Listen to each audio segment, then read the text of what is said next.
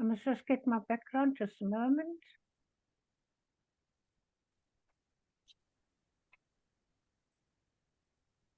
Thank you for starting the video. Welcome to Leadership Speak, an advanced Toastmaster club for leadership development. We are one of the top 5 clubs globally. I am Hannah Schmidt, your Sergeant at Arms for today, and I am looking forward to a great celebration on our 2nd anniversary. Before we proceed, let me read the club mission. We provide a supportive and positive learning experience in which members are empowered to develop communication and leadership skills, resulting in greater self-confidence and personal growth. Toastmasters as Leadership Speak is the premier club for experienced Toastmasters to become better, self-directed leaders. We are an advanced club focused primarily on leadership development in everything we do. Our timer has a virtual hand raised so that we can all immediately see who is keeping the time. Our Toastmaster of the day, who will lead the meeting, is none other than Brahm, and he will lead our meeting. Yet, let me first introduce him. Brahm is a creator and a pioneer, and it is very apparent in everything he does. He is a coach, a trainer in the space of personal mastery and leadership. His interest lies in unleashing the creative potential of humanity and in taking charge. Please help me welcome our Toastmaster of the day, Memone.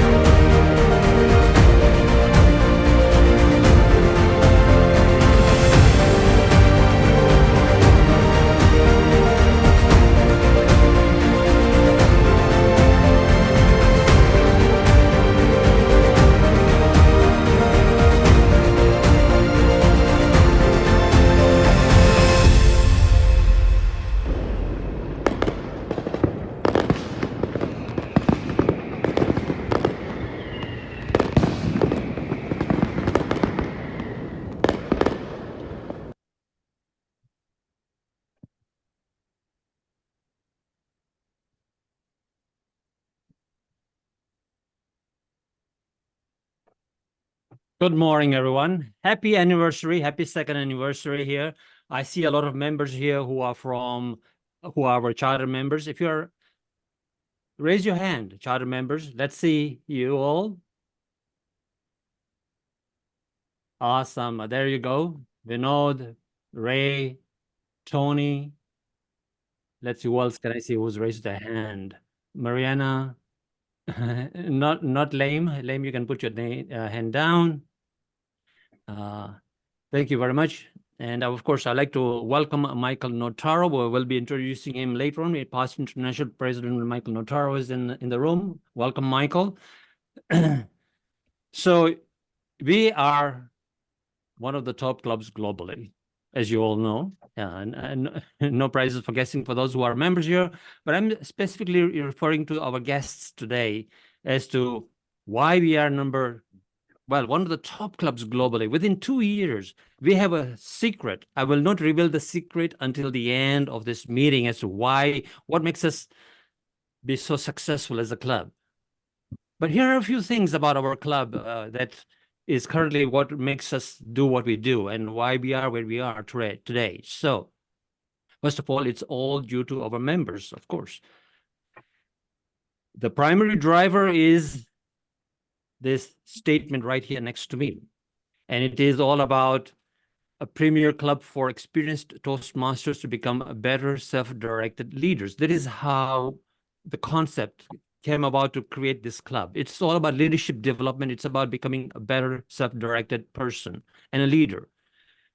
Leadership development is all, of course, all about really developing yourself, your personal development, increasing your comfort zone, and taking in more of life as you go along.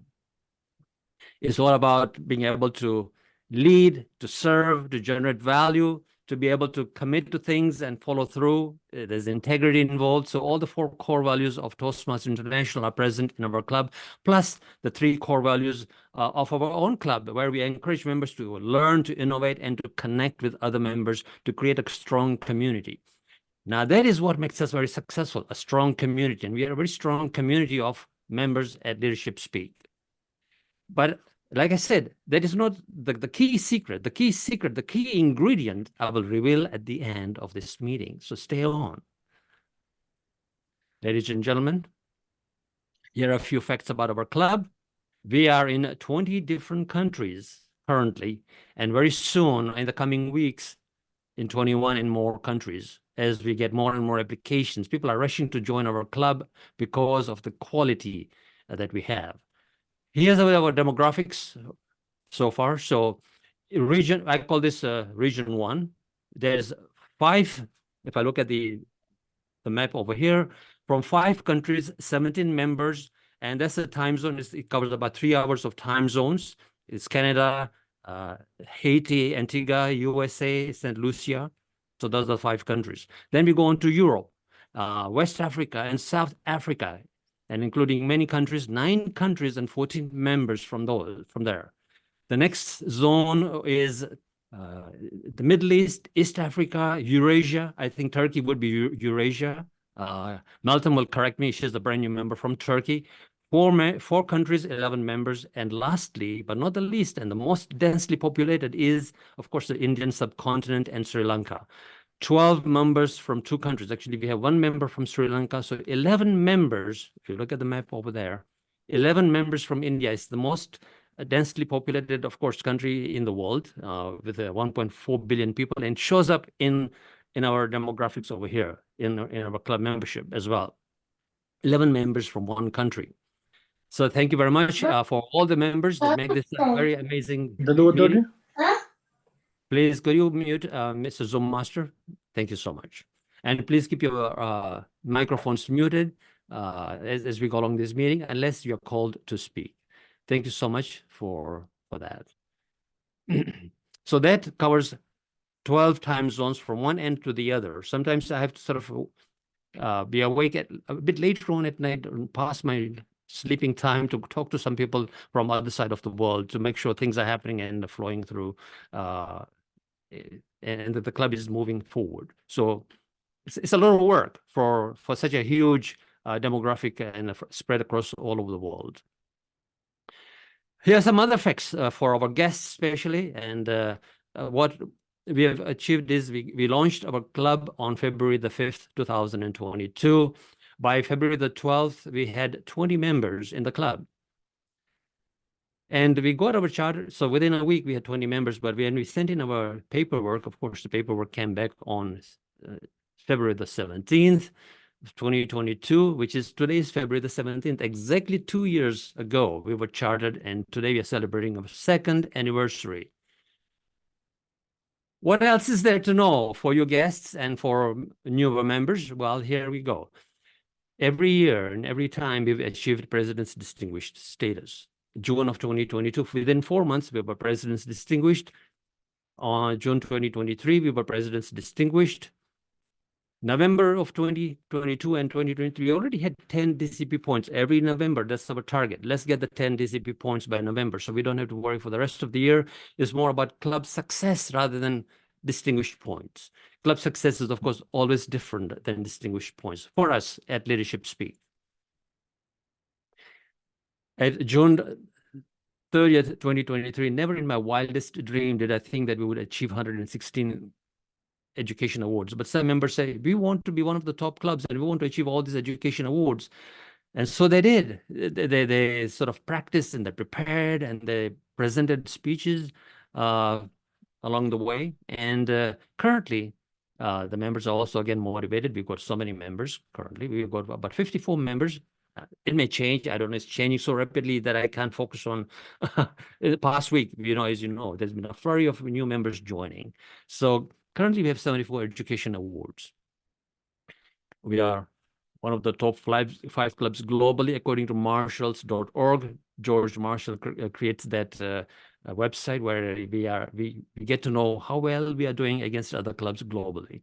So it's not so much of a boasting, bragging point, but it's sort of a motivating point internally for our members to know that they're collaborating well, they're connecting well, that they are on stage speaking and gaining the confidence and speaking like leaders. That's what this statistics really means to us rather than anything else. Most likely, as the members are all sort of gung-ho and going for it, they know that we are most likely one of the top clubs globally currently. Well, because you are engaged, because you are speaking, because you're connecting. And we have mentor groups from all those 4 time zones where people are communicating and getting things done. So that is the reason it shows up on the dashboard over here. Well, ladies and gentlemen, now that I've said what the club is briefly about, we will be celebrating throughout this meeting. But I'd like to introduce our role players first. And our very first role player is going to be Ray Rivero. Please help me welcome. Yeah, he's going to pour some wine for us, right? Ray Rivero is going to raise the toast for us. Now, he's the charter member. So I said it'd be very appropriate for Ray to raise the toast. And let's see what he's got for us. Ray, over to you.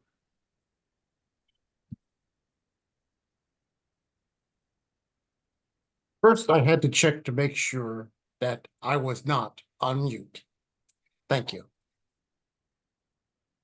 Good morning, good afternoon, and good evening, members of Leadership Speak and our guests.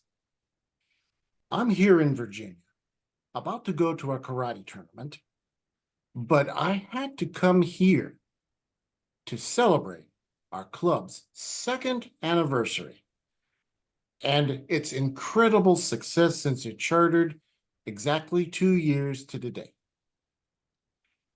What makes our club special? I'll tell you. It's our members and our club pursuing what self-directed leadership is all about. Each of us in this club challenges ourselves, challenges each other to go above and beyond and outside of our comfort zones. Whether we speak in a speech, do an evaluation, or supporting members in a variety of activities inside and outside of our club. We go with actions and examples to go above and beyond what other Toastmasters can do in the art of self-directed leadership. It's not easy, and leadership is never meant to be done alone. What challenges confront you? If you have a situation that falls in front of you, are you ready to take up the challenge? Here's an example regarding me when I joined Leadership Speak. Brahm asked me to be the Vice President of Public Relations. I'll let you in on a secret. I knew nothing about it. Talk about going out of my comfort zone. I was ready to go into the deep end. I didn't know if I was going to be able to rise up. But you know what the club did? They made sure that I did that. I learned more about Canva and YouTube and all the other tools needed for public relations for this club that I never knew existed within me.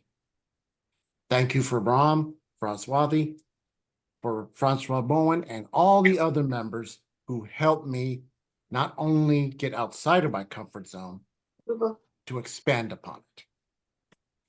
What has our club done in these past 2 years? Brahm already gave some examples. The most important ones, we managed to fill in our DCP points for 3 straight Toastmasters years, including our charter year where we had 4.5 months to do it, and this year, as well as last year. We even won the District 86 Tony Bratschitsch Award for 2022 and 2023. Oh, Tony, there you are. Yeah, we even got the namesake in our club.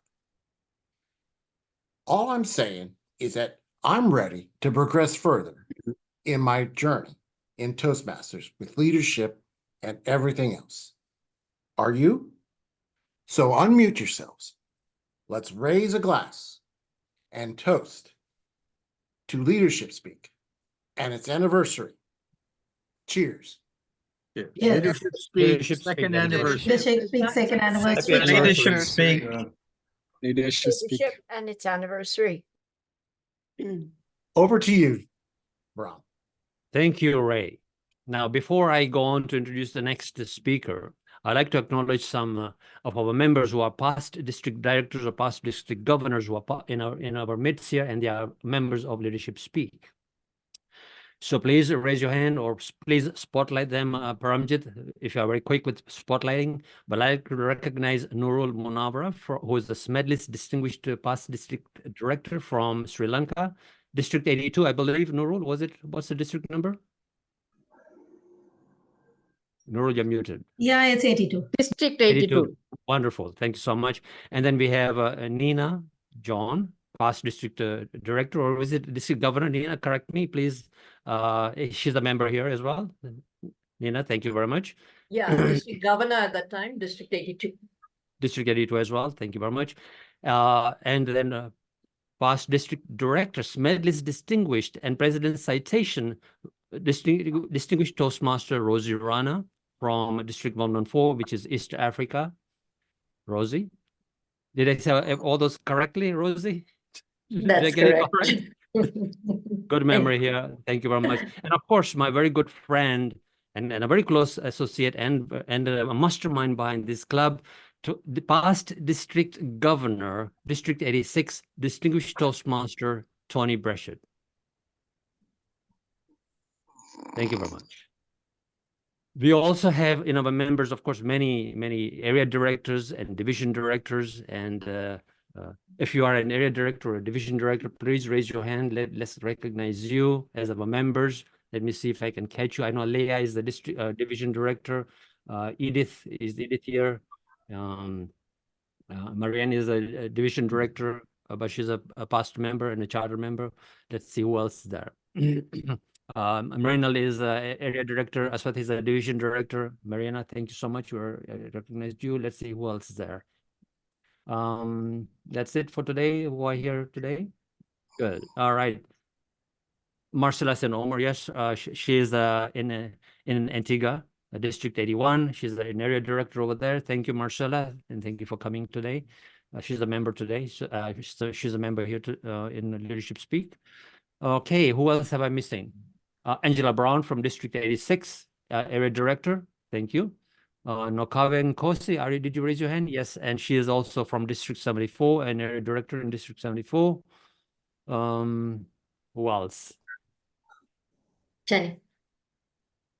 Jennifer, did I miss you? I missed you. Yes. My apologies. Jennifer is are you district director, District 40? Smedley district. Yeah. So Jennifer, if you can spotlight Jennifer here, and let's get this clear, okay? Because she's already my there. brain is all working here. Okay, Jennifer, tell us, you are past district director or district governor? District director of District 41. District 41, correct. And which is now split into District 124, I believe, right? And 41. Yeah, that's right. You are now currently situated in 124. Thank you so much, Jennifer, for being a member here. Thank you so much. Okay, good. Now let's move on to our roles. The next few roles that I would like to mention before we go on to our speakers. Our next role is our timer, John Ojiefo. John, what will you be doing today? Greetings, Mr. Toastmaster, fellow Toastmasters and guests. My name is John Ojiefo, and I'll be serving as a timer today.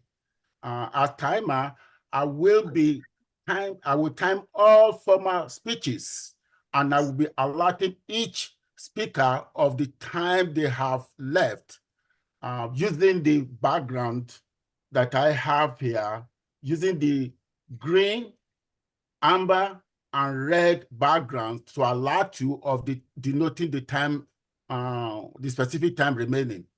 I have my hand raised to keep me in this same position so that you all can see me.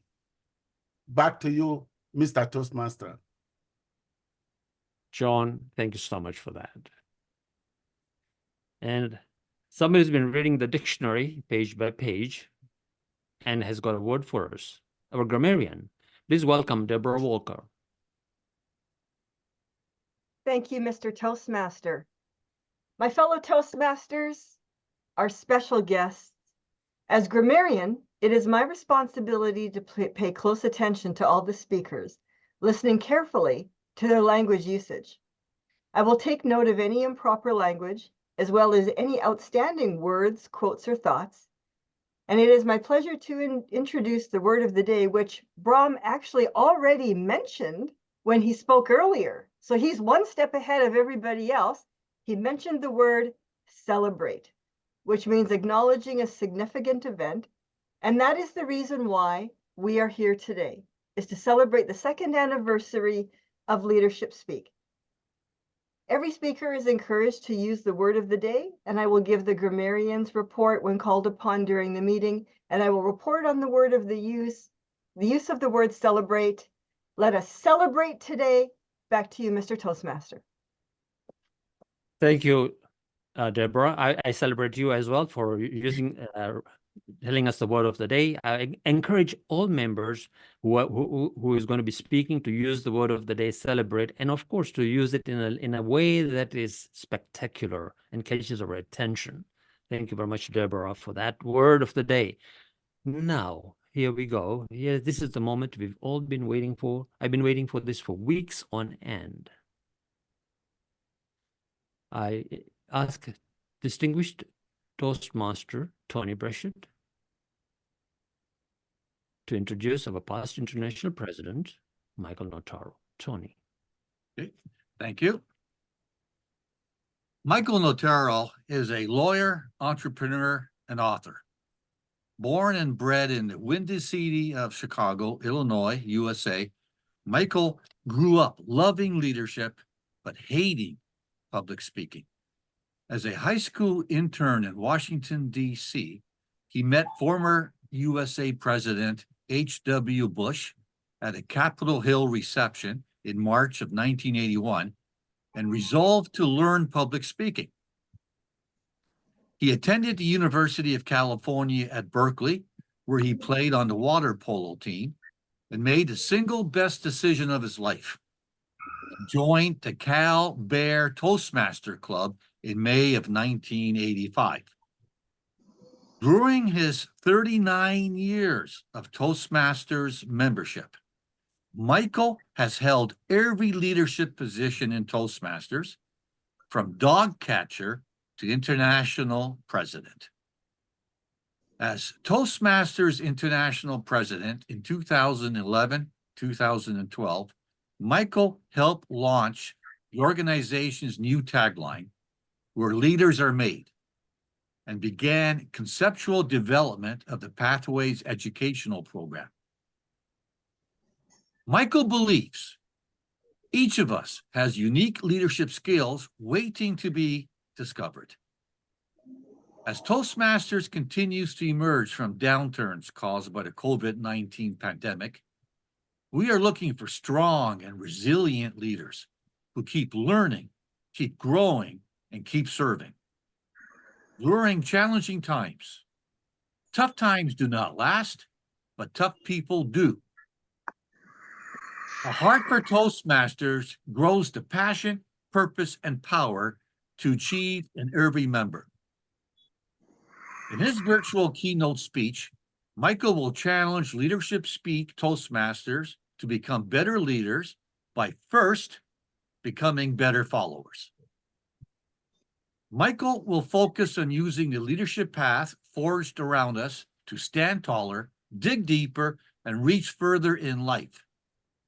He will challenge you to keep the main thing the main thing.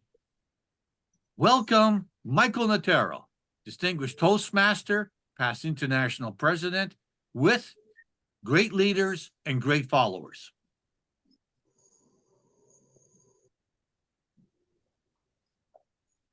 Hello, Toastmasters and honored guests. Can you hear me? Thank you for your invitation to be here on this wonderful day celebrating Brahm and this club 2 years. Give yourself a round of applause. I want to say a shout out to my good friend, Nina John. Hi, Nina. And I know that if I speak too long, my class. Okay. Ray Rivera has a karate tournament. I'm going to get chopped up. How many of you are interested in being better leaders? I didn't join Toastmasters to be a better leader. I joined Toastmasters to be a better speaker. But I soon realized that leadership was an integral part of communication and influencing people. I started at the University of California at Berkeley, shy, unassuming. This organization gave me the resources to grow and to build as a leader. If you look around the world today, you will see a world desperately in need of effective leadership. Would you agree? We need leaders in all areas. We need leaders in government, business, politics, education, the environment, transportation, housing. You name the field, we need leaders. Where will the world go to build the next generation of leaders? What I'm going to do today is share my philosophy, my approach towards leadership. It's hard to believe during the introduction. I've been in Toastmasters 39 years. I joined when I was only 5 years old. But how I have grown, and many of you have grown as well. As we grow, we become better people. We become stronger leaders. And as we become stronger leaders, we attract people to help us fulfill the mission and purpose of our organization.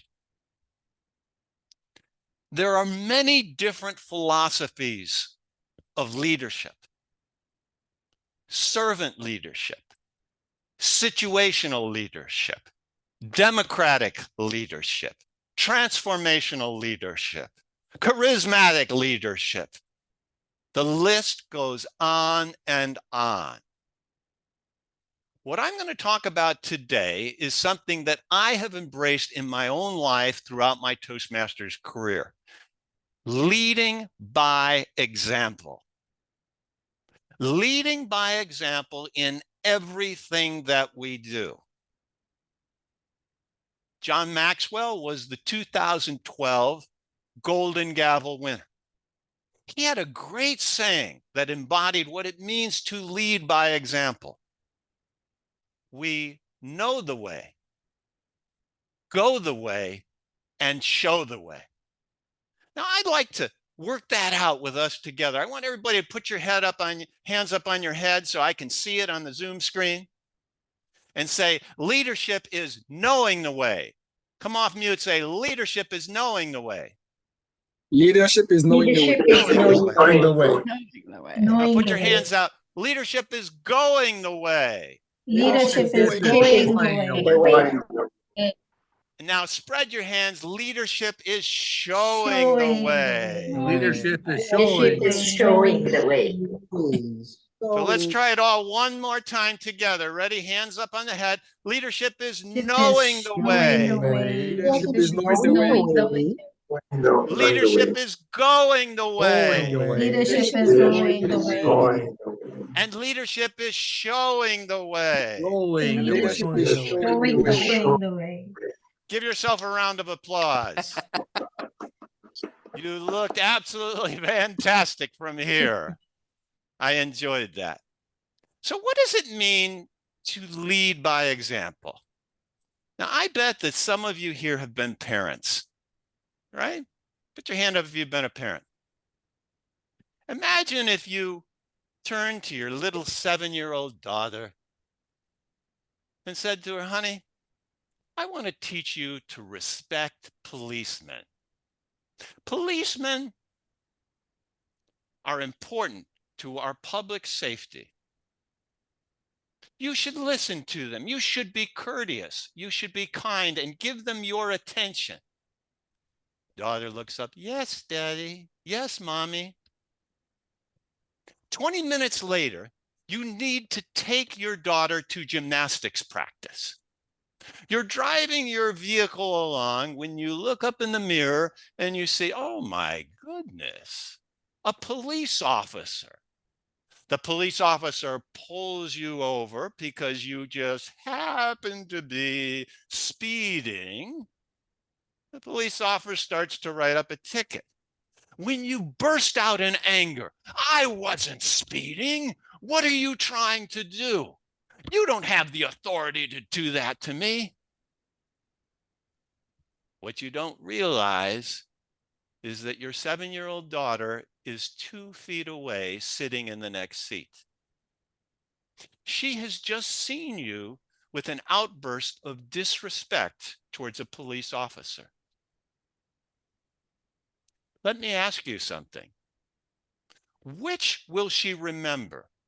What you said to her to respect the police officer, or what she saw you actually do in the presence of the police officer? That's right. I have a saying. What you do speaks so loudly, I can't hear what you're saying.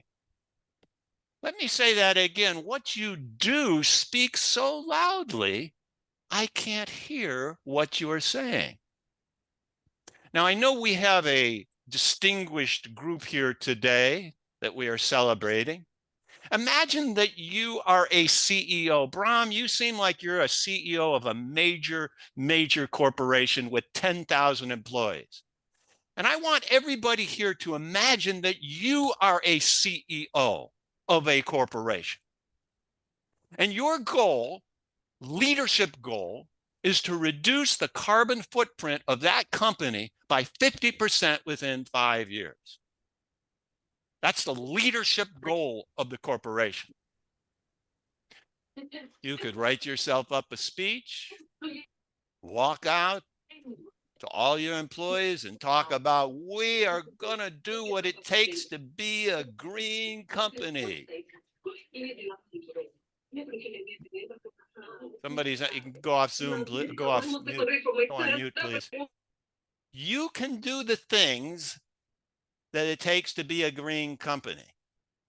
You can give that speech or send an email, or you can begin to live the personal life that it takes to be a sustainable environment, to create a sustainable environment. You start to ride your bike to work. You start to turn the thermostat down. You eliminate the use of single-use plastics. You do all the things that it takes to live a green lifestyle. And then when you go to your company, you are speaking from the example of having lived it.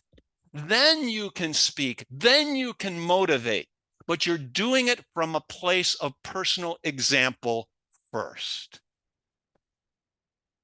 In today's day and age, folks, if you don't live by example, somebody's going to figure it out and it's going to hurt your leadership. I have learned through Toastmasters, the most powerful way to lead is by leading from example. Let me give you another illustration of this. As international president, and I saw Brahm's video, you've had a lot of international presidents speak at this club, which is an honor to this club. We get to visit districts around the world. There are about 120 or so districts around the world, and international officers visit maybe 8, 10, 12 districts. It's quite an interesting occasion to just drop into a club for a weekend and motivate them to be better communicators and leaders.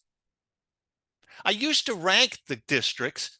There are some districts that are red hot for Toastmasters, red hot temperature. There are some districts that are lukewarm. And then there are some districts that are cold and detached. All over the world of Toastmasters. I went into one district that was cold and detached. In fact, the district leaders were not even talking to each other. You ever seen any districts like that? And when the district leaders don't talk to each other, the members don't talk to each other either. I was supposed to be the keynote speaker. I was coming in for 48 hours, and then I was gone to another district. I walked into the conference hall. There were approximately 100 people in the audience, everybody looking down.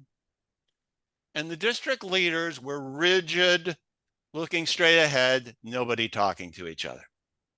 I thought, you know, as a leader, I should probably give a speech about opening up lines of communication, collegiality, coming together to collaborate. I thought that would be a good idea to give a speech on that and then move to the next session. No, that's not what I did. I got up off my seat. I walked to first row in the audience. I stuck out my hand. I said, hello, my name is Michael Notaro. I'm International President of Toastmasters. I'm glad that you're here today. I started a conversation with the first person for about 15 seconds. Then I moved down row number 1 to the second person. Hello, I'm Michael Notaro. I started moving systematically through the entire audience. Row 1, then back to row 2, then back to row 3, then back to row 4. In fact, people in the audience were starting to stand up already to greet me. They were waiting for me to come say hello to them. Over the course of 25 minutes, I got through most of the audience. I got to the back of the room, and here is the leadership lesson. I turned around, and each of the 3 district officers was doing the exact same thing I was doing. They were following me step for step, walking down each row, introducing themselves again to members of their own district who some of them they had never met. Now, I ask you this question. I could have given a speech about the importance of connecting personally, or I could have taken action and been the leader that leads by example. Leading by example is the powerful method that is transformational in our organization. Going back to John Maxwell's maxim, leadership is, remember, knowing the way, going the way. That's right. Good, Brahm. And showing the way. Knowing the way is having the knowledge to lead people to a strong, strong place. Now, there's 2 types of knowledge. There's the academic knowledge. When I came into my office today, I right away turned on the electricity. You see these lights. so that everybody could see me. I have academic knowledge of electricity. But in my desk here, I also have a paper clip. I could take this little paper clip and I could stick it into the electrical socket. And if I lived to talk to this club without being electrocuted and my hair going up, I would then have an experiential knowledge of electricity. So I can know it academically, or I can know it experientially by electrocution. As leaders, we need to know as much as we can experientially.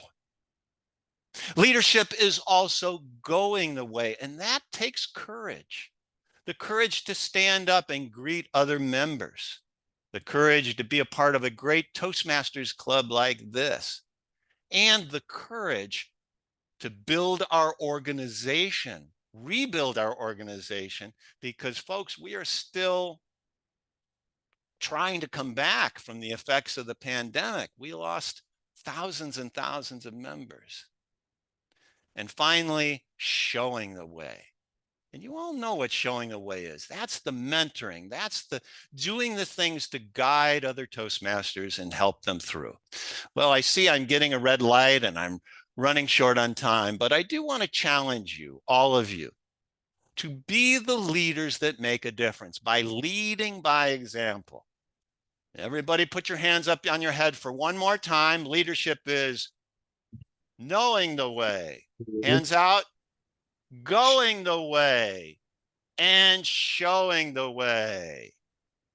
Very good. I'll take some questions, Mr. Toastmaster. Thank you. And please raise your hands if you have a question for Michael Notaro. And hi, Mario. Permission to speak? You got my permission. All right, so in 6 seconds, I will wanted to ask you, are you Mikkel or Michael?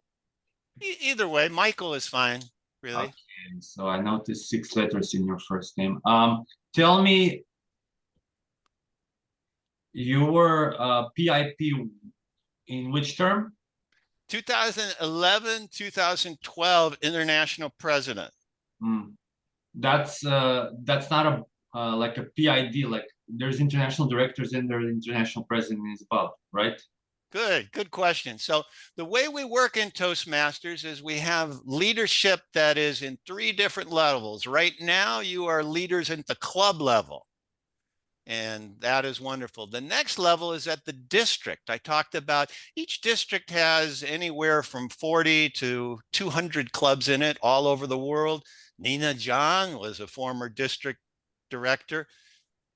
That's involved with the supporting the clubs in the district, helping build new clubs, helping the members, doing the training. A lot of that happens at the district level. And then there's kind of a third level, which is the international level of leadership.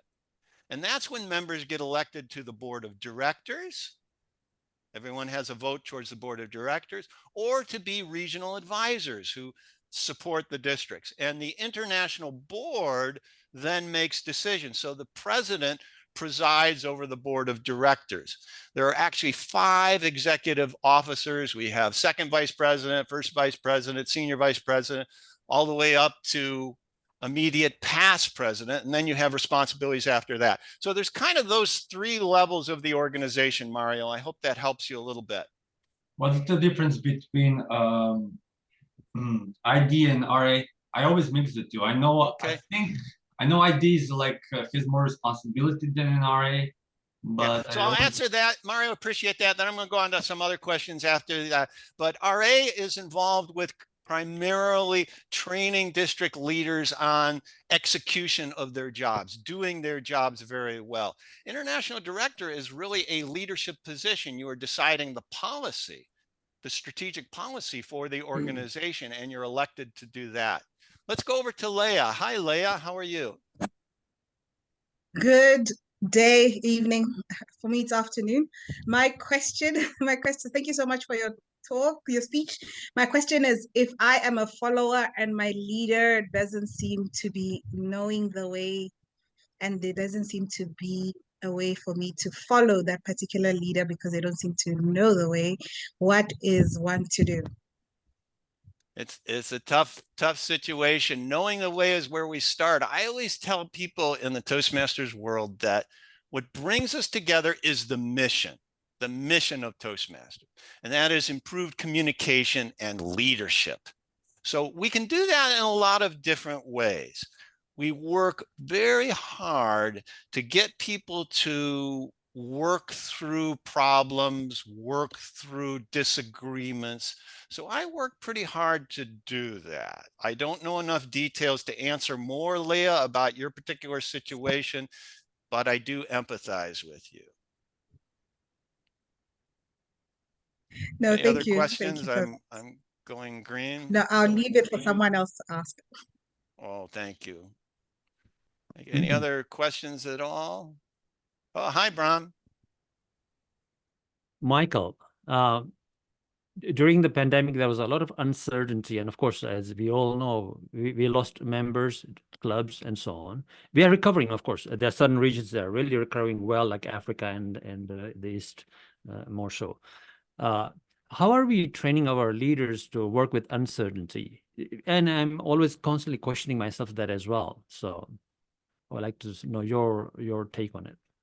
Well, Brahm, I think we need you as an international leader to train us on dealing with uncertainty, because we live in an uncertain world, and our members, a lot of members are dealing with fears, they're dealing with anxieties, they're dealing with economic challenges, all kinds of challenges like that. And we need a new generation of leaders to help forge the way in this uncertain environment. I will say that my belief is that our core program is outstanding and our core values.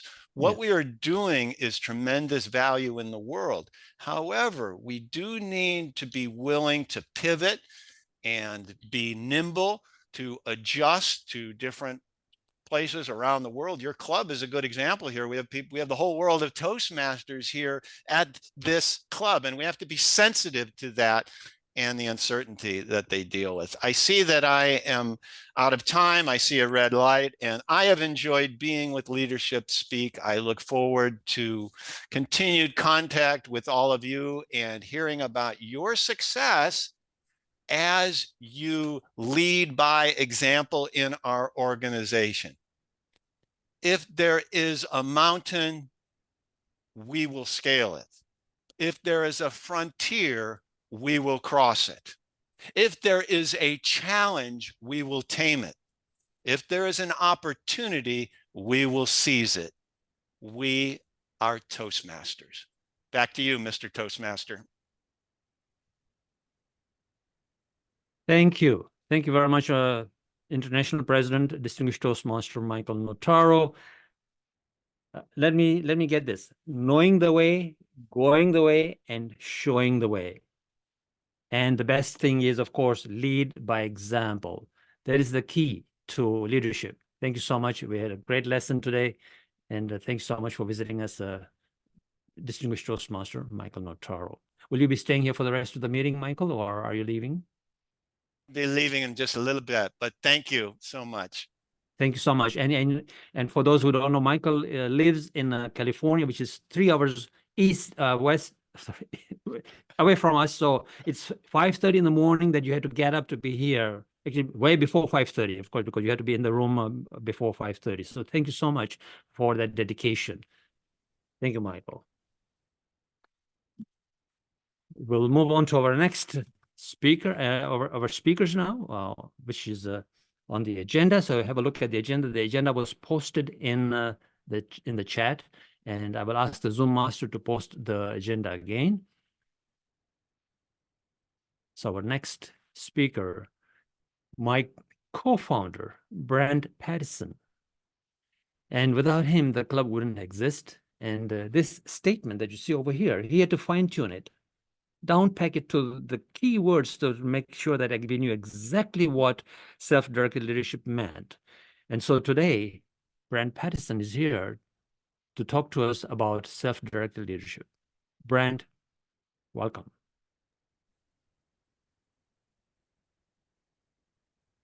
Two years.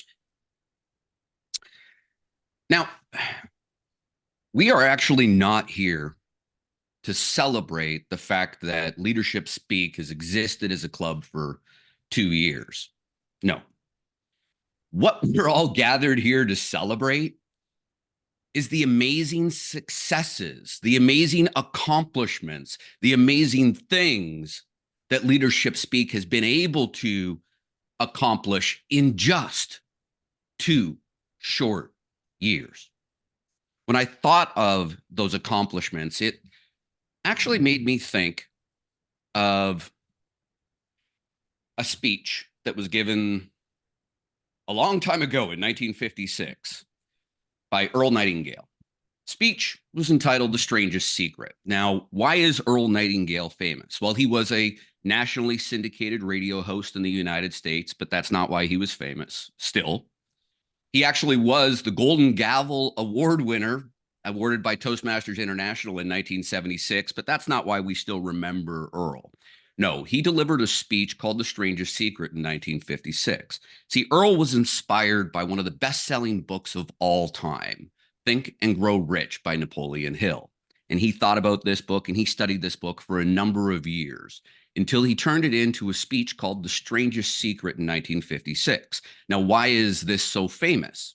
Well, it was the first time that a speech on a spoken record sold over 1 million copies. It was the first time that a speech on a record achieved gold record status. You can still see it on YouTube all over the place, millions of views still every year of Earl's famous speech.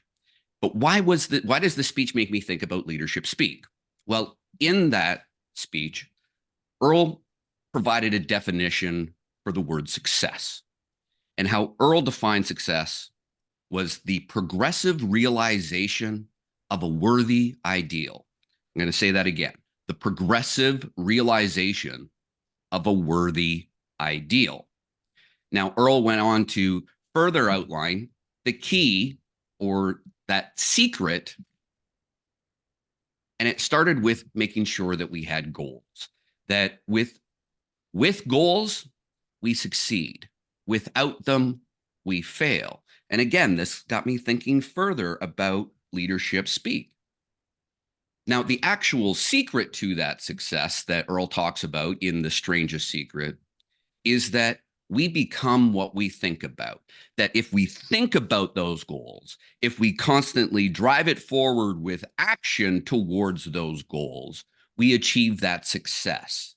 We have that progressive realization of a worthy ideal. And that is how, when Brahm and I co-founded Leadership Speak, we started with a very ambitious goal, with an ambitious vision for Leadership Speak, that we were going to become the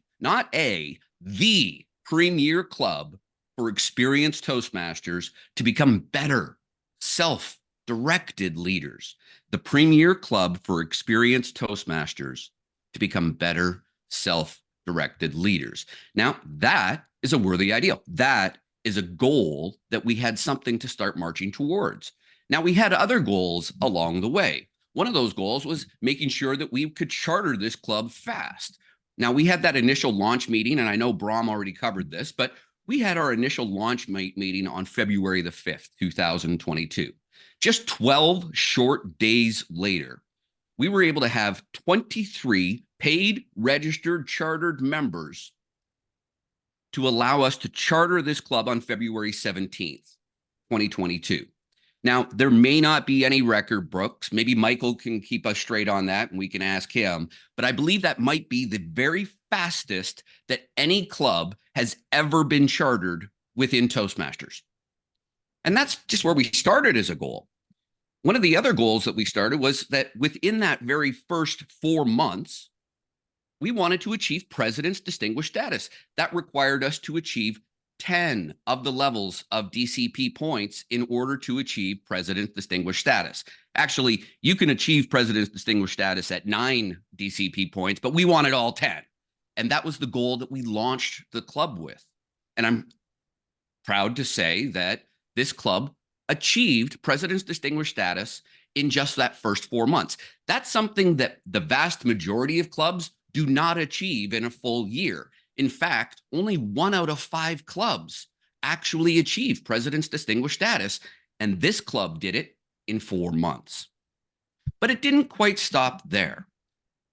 As we know, within its first full year of being a club, this group earned 116 educational awards. It became the 5th highest ranking club in the entire world. There are 14,000 Toastmasters clubs across the planet. And Leadership Speak, in its very first full year, was the 5th highest ranking club in the world. But it doesn't stop there. We wanted to continue growing. It was a global club, so it needed to be global. Now, Leadership Speak boasts over 50 members from over 20 countries across the planet. That kind of global reach it's just awe-inspiring and amazing. Leadership Speak has launched things like the Global Leadership Impact Summit and the Ultimate Global Keynote Challenge. Now, of course, Brahm was the mastermind behind the inspiration of these events, but the reality is it was largely supported by members of Leadership Speak to pull it off. These were amazing accomplishments led by Brahm, but executed through the membership of Leadership Speak. If these are not working towards the progressive realization of a worthy ideal, if this is not living up to that definition of success that Earl Nightingale defined, I'm not sure if I know what is.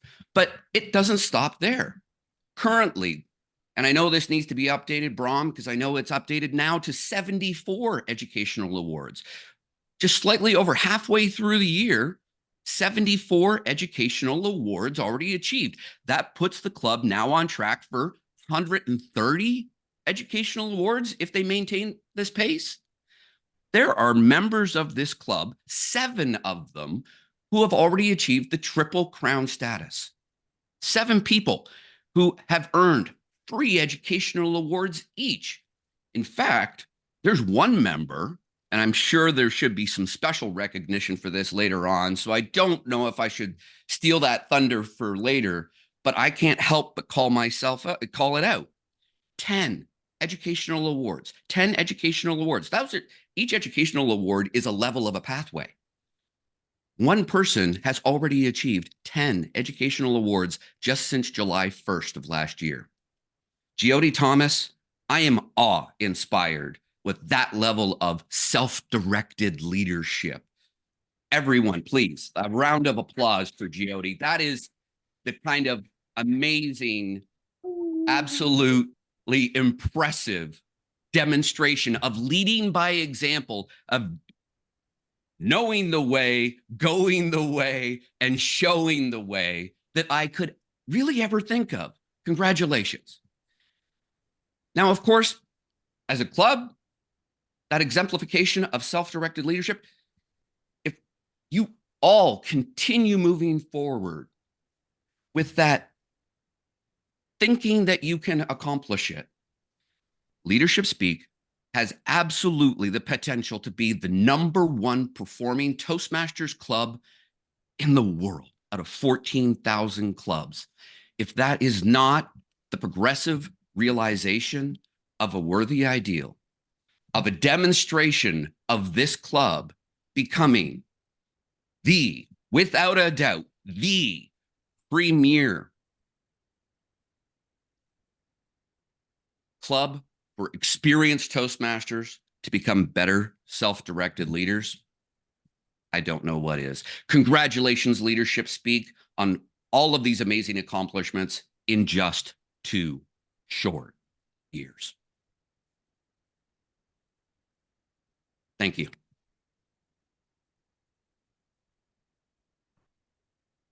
Here's some more special effects for you. Thank you so much, Brent, for that wonderful speech, and especially drawing inspiration from Earl Nightingale. Let me just read my notes here. The progressive realization of a worthy ideal. With goals, we succeed. Without them, we fail. We become what we think of constantly. And so what are we thinking about in leadership speak? You can see it in the data.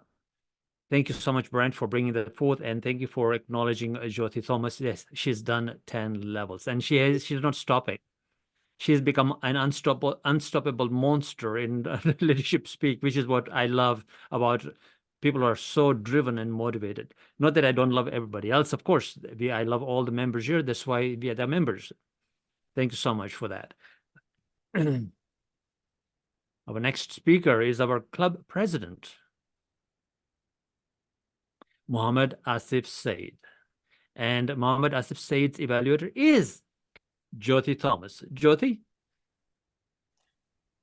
Thank you very much. It's indeed a celebration. Today, my speaker, Mohmad Asif Saiyed, will be presenting a speech to inspire the audience. The speech timing is 5 to 7 minutes.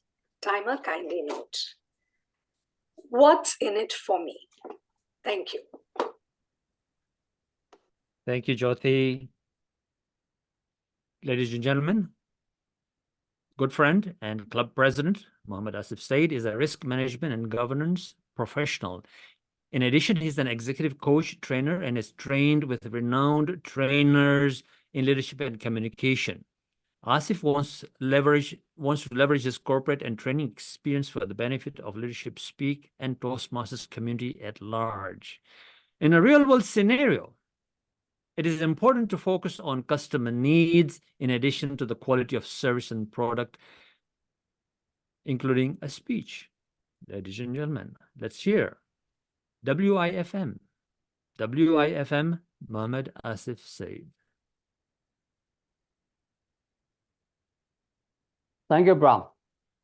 Well, dear fellow Toastmasters, the most critical component of public speaking is you, the audience. Without audience, there's no presentation.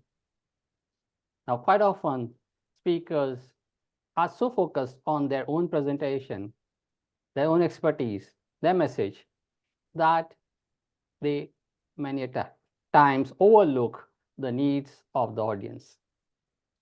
Now, whenever you, as an audience, hear a speech, what comes to your mind? Why am I hearing this speech? What is the benefit for me by hearing this speech? Am I getting the motivation? Am I getting the information which I want? Basically, you, as an audience, is asking, what's in it for me? An acronym, WIIFM. Now, this is not being selfish, but being very practical. As an audience, you are more concerned about why I'm hearing this particular speech from the speaker. Now, reverse this situation and you become the speaker. Wouldn't you be wanting to make a speech which touches the heart of the audience and the mind, their mind, and you are addressing their challenges, their requirements, and in this way, you would not only be engaging them, but actually be helpful in solving their challenges. Now, here in Toastmasters, what we are doing is we are actually practicing to deliver our message in a much better way, maybe by voice modulation, our gestures, the speech transition, and obviously the whole speech content. But as you as an audience, many a times it may not be the intended audience as to that message which you would be wanting to practice. Maybe, for example, you want to practice a message to be delivered for health professionals, maybe for IT professionals, maybe for CEOs, leaders, or even teenagers, or politicians.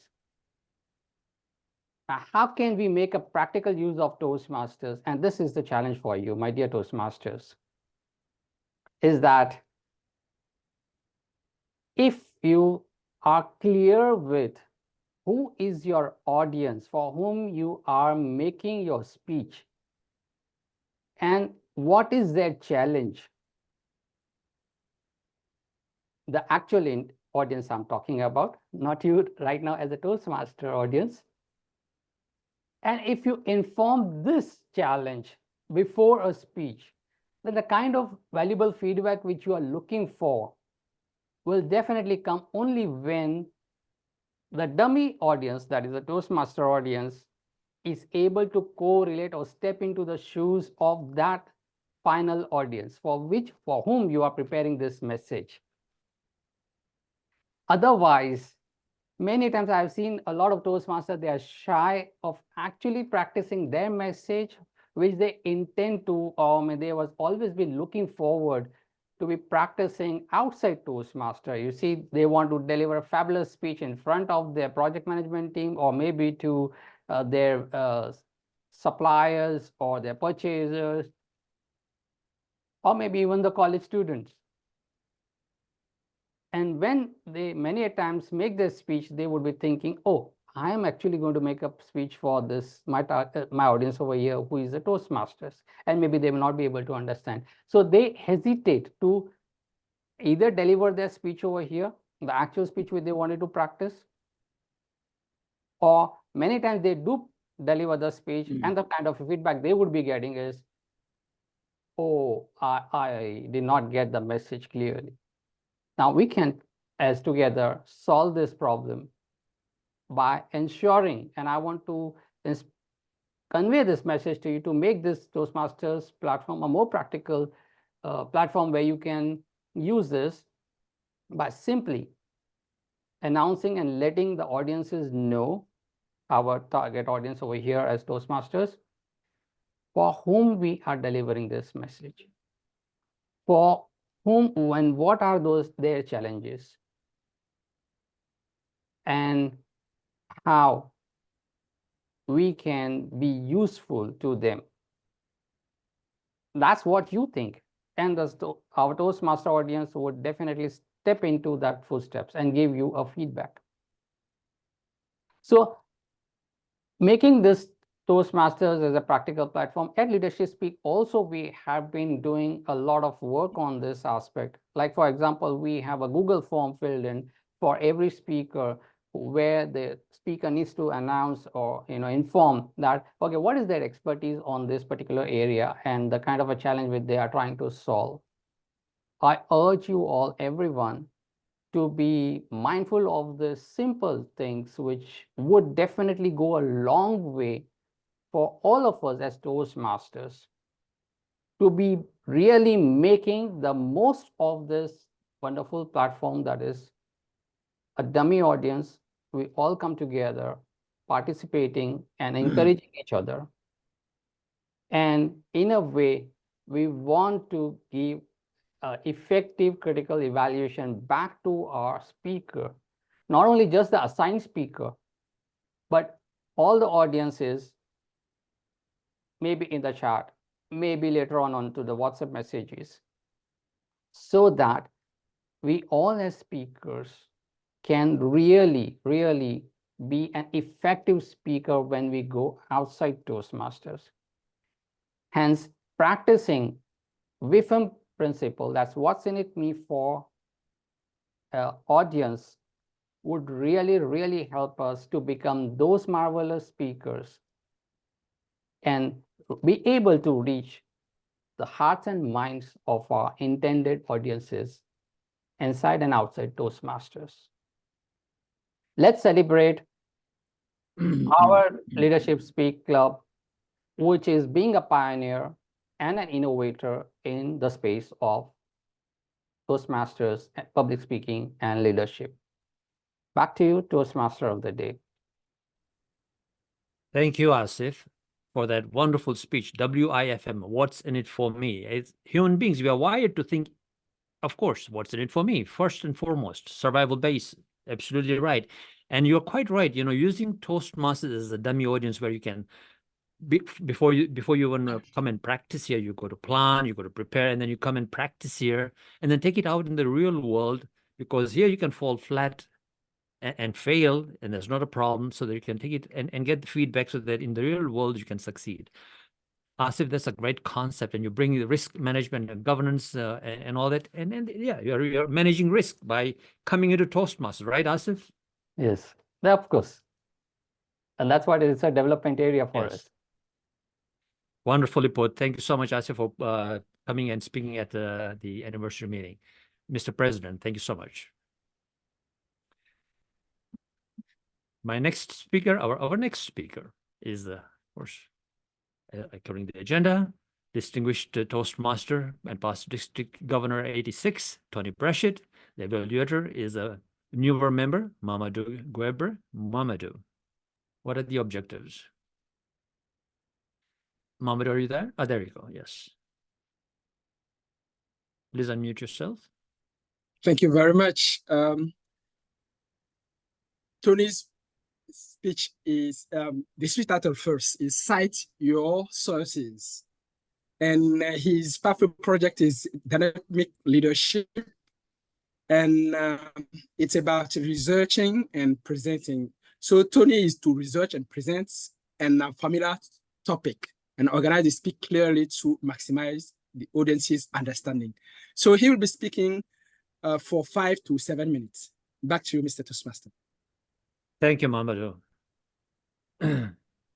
Today, Tony is going to share how law can be used in a beneficial way. And his subject is going to be around innovation and perseverance. Tony Bratschitsch, cite your sources. Cite your sources, Tony Bratschitsch. Thank you. I am celebrating innovation in humanity. To do so, I wish to share 2 silver linings. But first, I must describe a big, bad, dark cloud. Now, both silver linings are relevant to us in our daily lives. However, I will focus on one in particular. First, the dark cloud. Often, bad things happen to good people. As a result, they go to jail.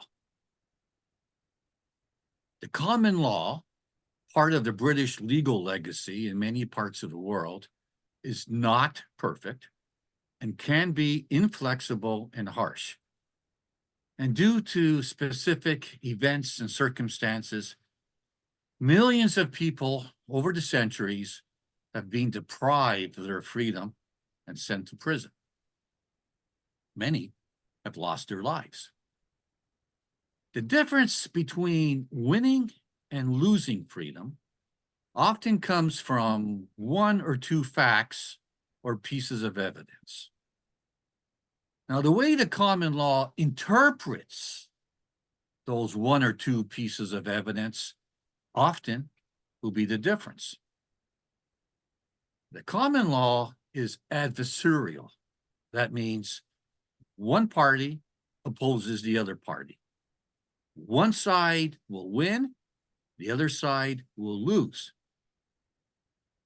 In criminal matters, one party is the state, and the other is the individual. Now, this potentially represents a tremendous imbalance of power that a judge must weigh and counterbalance. During those moments of persuasion and decision, that judge, a fallible human being, will weigh the evidence. And the weight of that evidence will depend on how each party cites their sources. And that is a term that usually means the party with the best evidence wins. Unfortunately, sometimes the state does not play fair, holding back or destroying evidence. And thus, we have the dark cloud. Now, I wish to compare 2 silver linings with another analogy about fishing. The first one is, and you've heard this, is about fishing for people to feed them. And the second is about teaching people to fish for themselves to feed themselves. First, the American Innocence Project, and I celebrate this.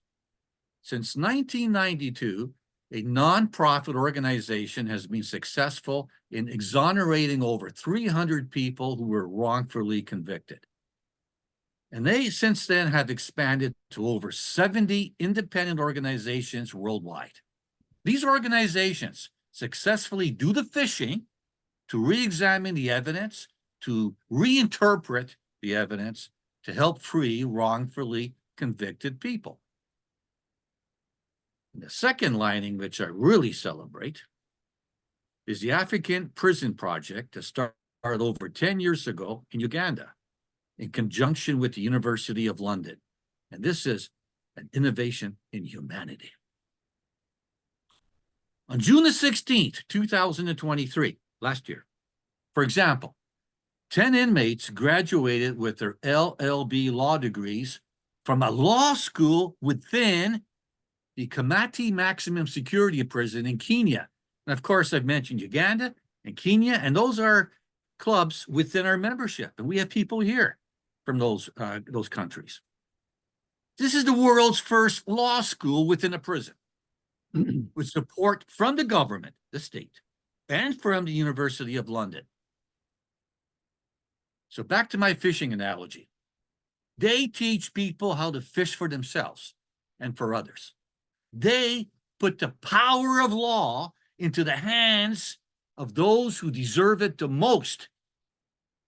That power is the power to cite their sources, to provide their interpretation to judges, to weigh the evidence in those moments, those critical moments of decision and persuasion.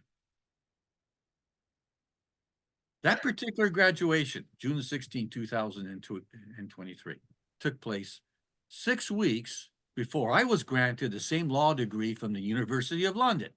And obviously the circumstances were entirely different, which is why I am in such awe of their accomplishments and so appreciative of the opportunity they were given. A former student of the University of London was Nelson Mandela. The university celebrates Nelson Mandela Day every year on July the 18th.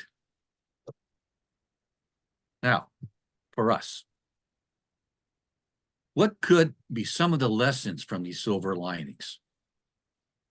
Well, let me offer this.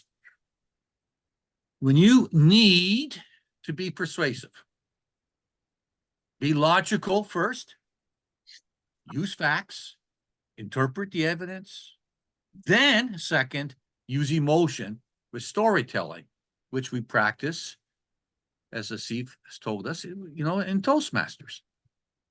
Because then you are catering to needs. You need to be persuasive. You need to win. And that could be for business presentations, for negotiating real estate transactions, where you need to win something. When you need to be inspirational, which is different, then be emotional first with storytelling, and then support it with logic. Because in that case, you are catering to wants. So it's needs and wants. They're different. The ancient Greeks taught us that with their rhetorical appeals of ethos, logos, and pathos. Therefore, if you're in a situation where you need to win, gather your facts, cite your sources, and then tell your stories. That puts the power in your hands. Push those dark clouds aside. Cite your sources. Mr. Toastmaster.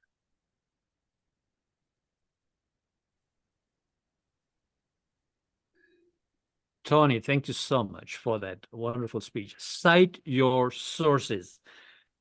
Fish for yourselves, gather the evidence, logical facts, and then bring in the emotion and the storytelling. Exactly what we do in Toastmasters right here on this platform. And that's what we do.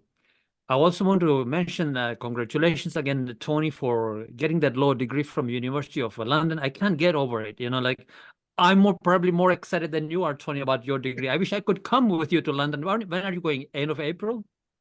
End of April with my daughter from Michigan. Yeah, Yes. I'm going to raise part of the woods and then fly from Detroit right to London. Never been there. I'm really excited, but I will be thinking about that law school in Kenya. In the prison. That's from the University of London. And Amazing from the heart project. of the people. And not only that, but you're also currently doing, for the audience, you're currently doing an MBA degree. Oh, why not? Yes. And as soon as you come back from London, I think you're going to enroll in the Masters in Law, or have you already enrolled? No, I'm enrolling. I'm enrolling right for springtime, Masters of Law. Yeah. Wow. Brahm, we got a lot to do. I know, right? Every day can be a meaningful day. I'm only 69 years old, Brahm. I'm telling you, you're just a kid. You're just growing up. You're just a kid, you know? Yeah. You know, like it brings back to my what Brent was saying, the progressive realization of a worthy ideal. With goals, we succeed. Without them, God knows where we end up, right? We become what and dreams. And dreams, absolutely. It's so good to dream so big. And I get so excited when people are dreaming big. Tony, thank you so much. Oh, thank you, everyone. Thank you. Next speaker is my dear good friend from Nairobi, Kenya. She is probably brewing a Dorman's coffee right now. Rozy, if you can spotlight Rozy over here. Hi, Rozy. Oh my God, look at the way she's even dressed for the occasion. Whoa. And our evaluator today is Claudette Thomas. Hello, Claudette. Thank you, Mr. Toastmaster. Let us continue to celebrate. Rozy is speaking from the Strategic Relationships Path, Level 5. Reflect on your path. The purpose of this project is for Rozy to reflect and share some aspects of her growth during the completion of the entire path. The time is 10 to 12 minutes. Mr. Toastmaster. Thank you. I'm more tempted to say, Rozy, shall we dance? Come join me. Thank you. Rozy Rana is, of course, Smedley's past distinguished district director from District 114, President Citation as well.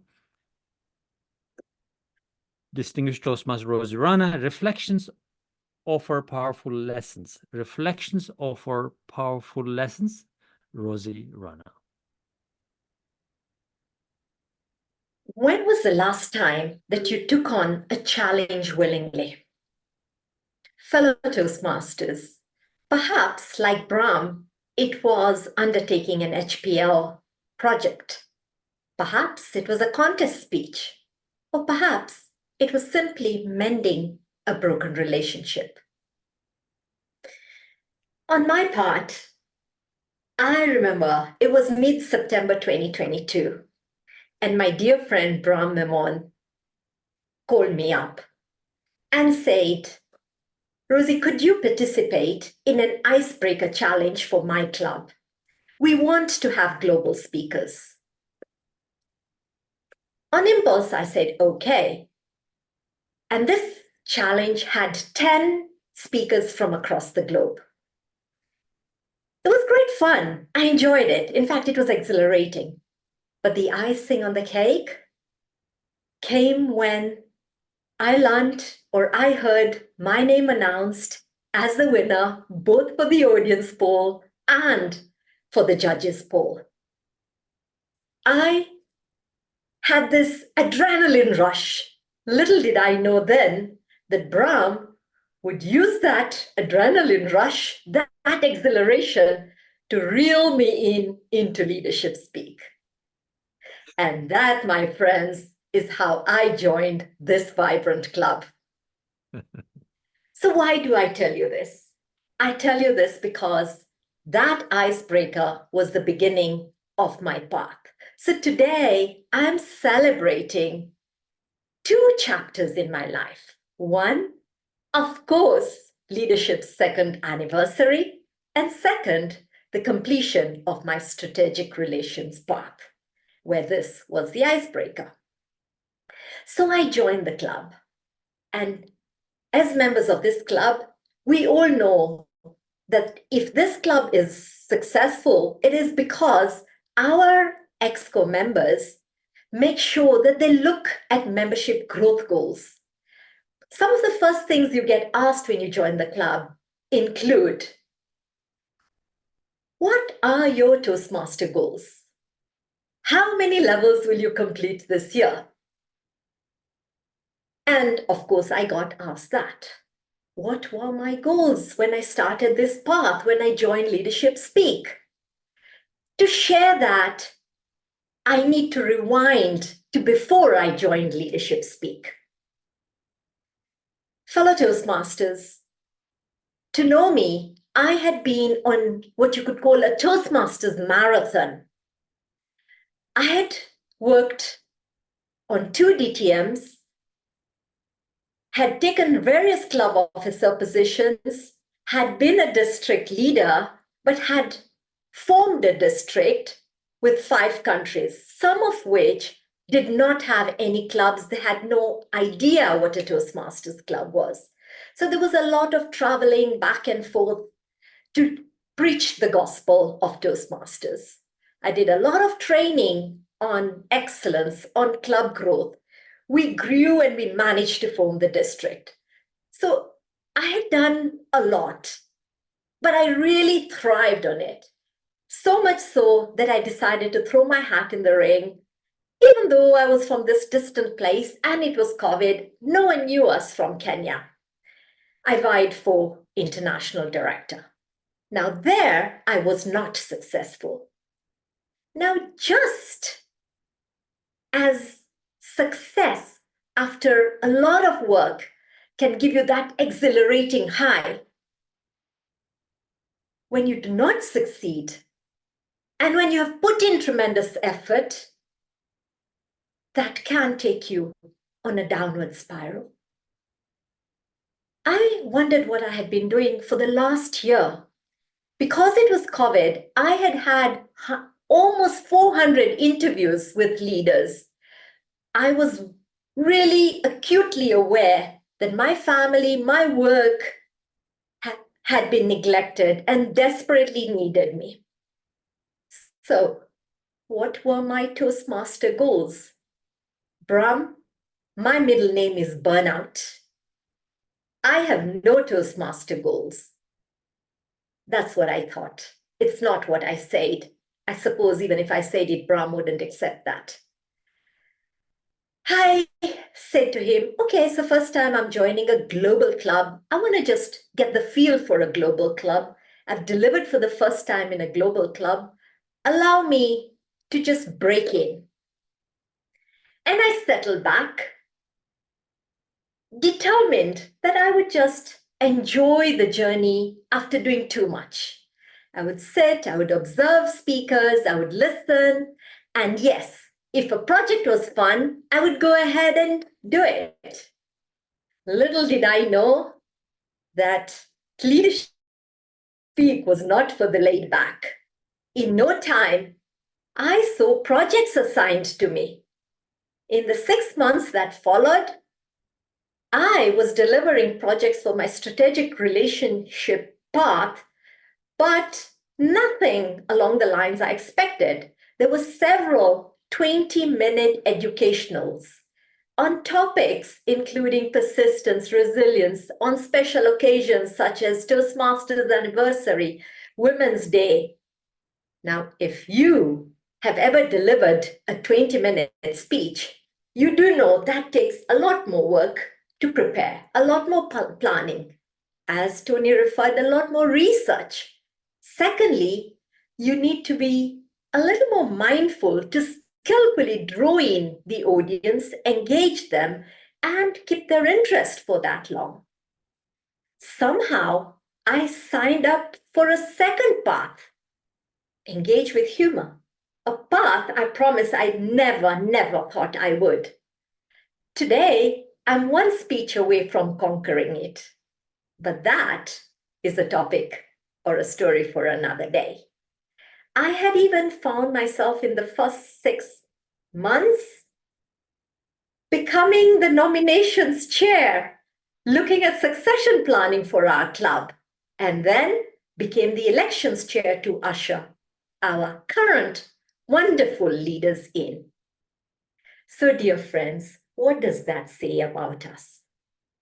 I have learned so much, but one thing I've learned about Leadership Speak is it took me from a laid-back mindset to an agile mindset. Dear friends, I invite you as we celebrate our 2nd anniversary, let's celebrate this club that stretches us, that propels our growth and makes us thrive. And no matter where you are, you come in and learn leadership. And that's why our club is so special.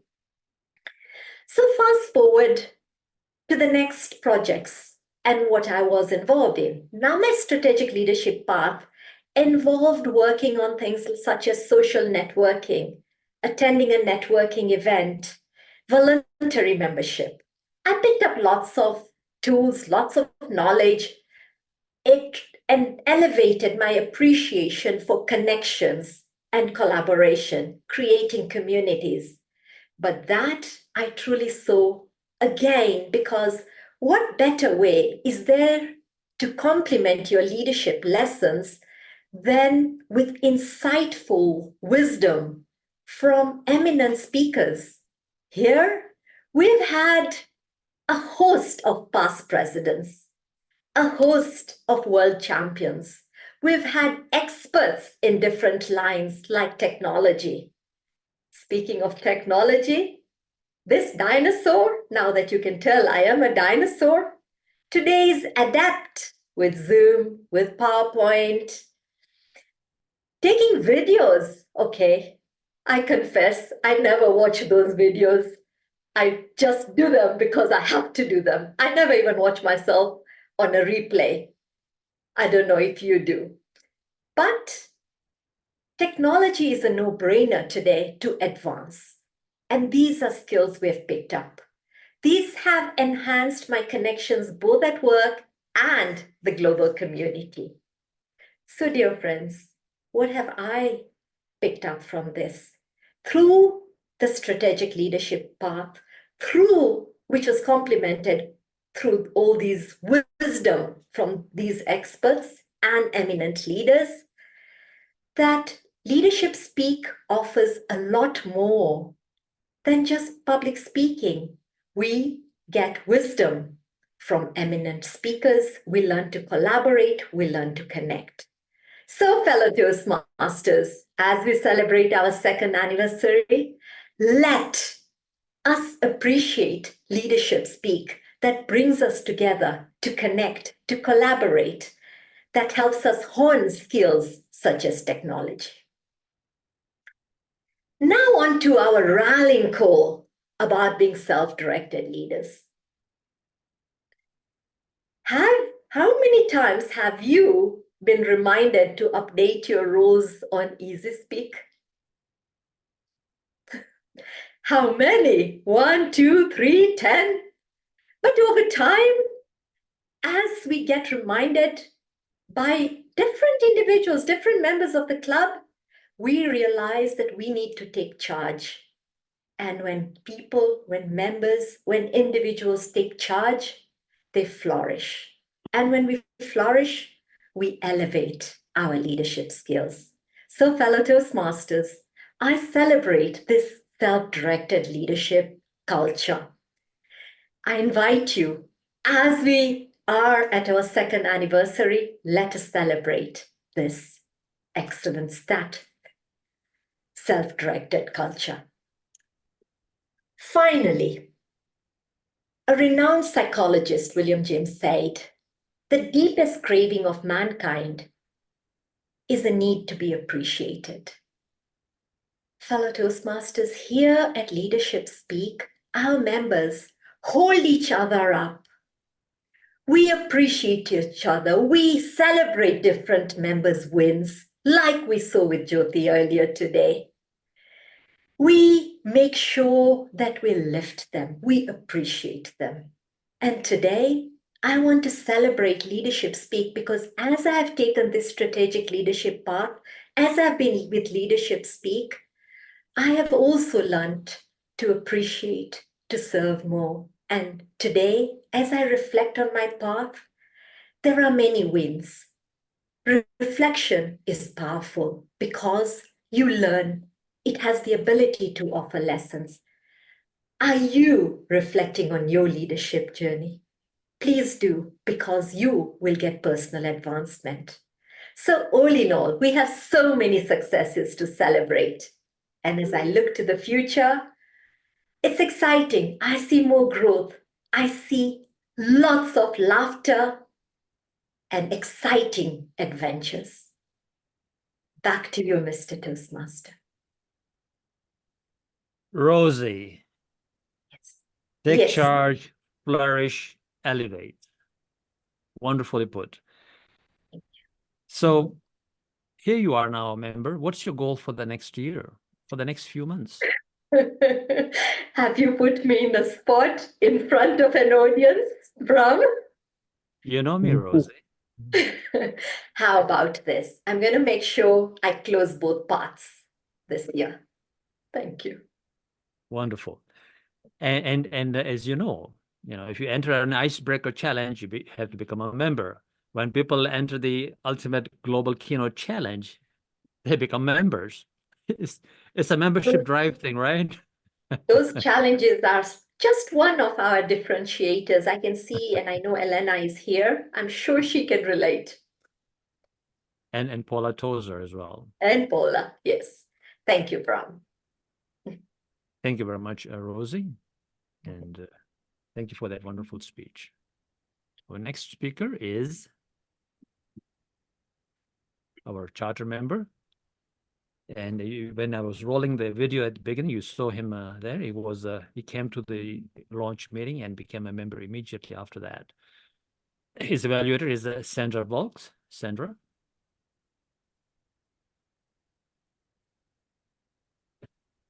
Yeah, got unmuted. Thank you. Okay, everyone, today, please make sure your videos are on because Vinod is presenting from the pathway called Engaging Humor. Connect with your audience. He had to choose a topic that's unfamiliar to the majority of the audience. Practice adapting during the presentation. That's why I'm asking you, make sure your videos are on because he's going to be watching the gallery view to see if he can monitor the audience reaction and adapt as necessary. Get that? He has to adapt to your reactions in order to maintain audience engagement. Help me welcome Vinod. Back to you, Brahm. Thank you. Thank you, Sandra. Vinod Panicker, the real communication, Vinod Panicker. If I ask all of you, why did you join Toastmasters? The same question our past international president asked everyone. No one would say to become a leader.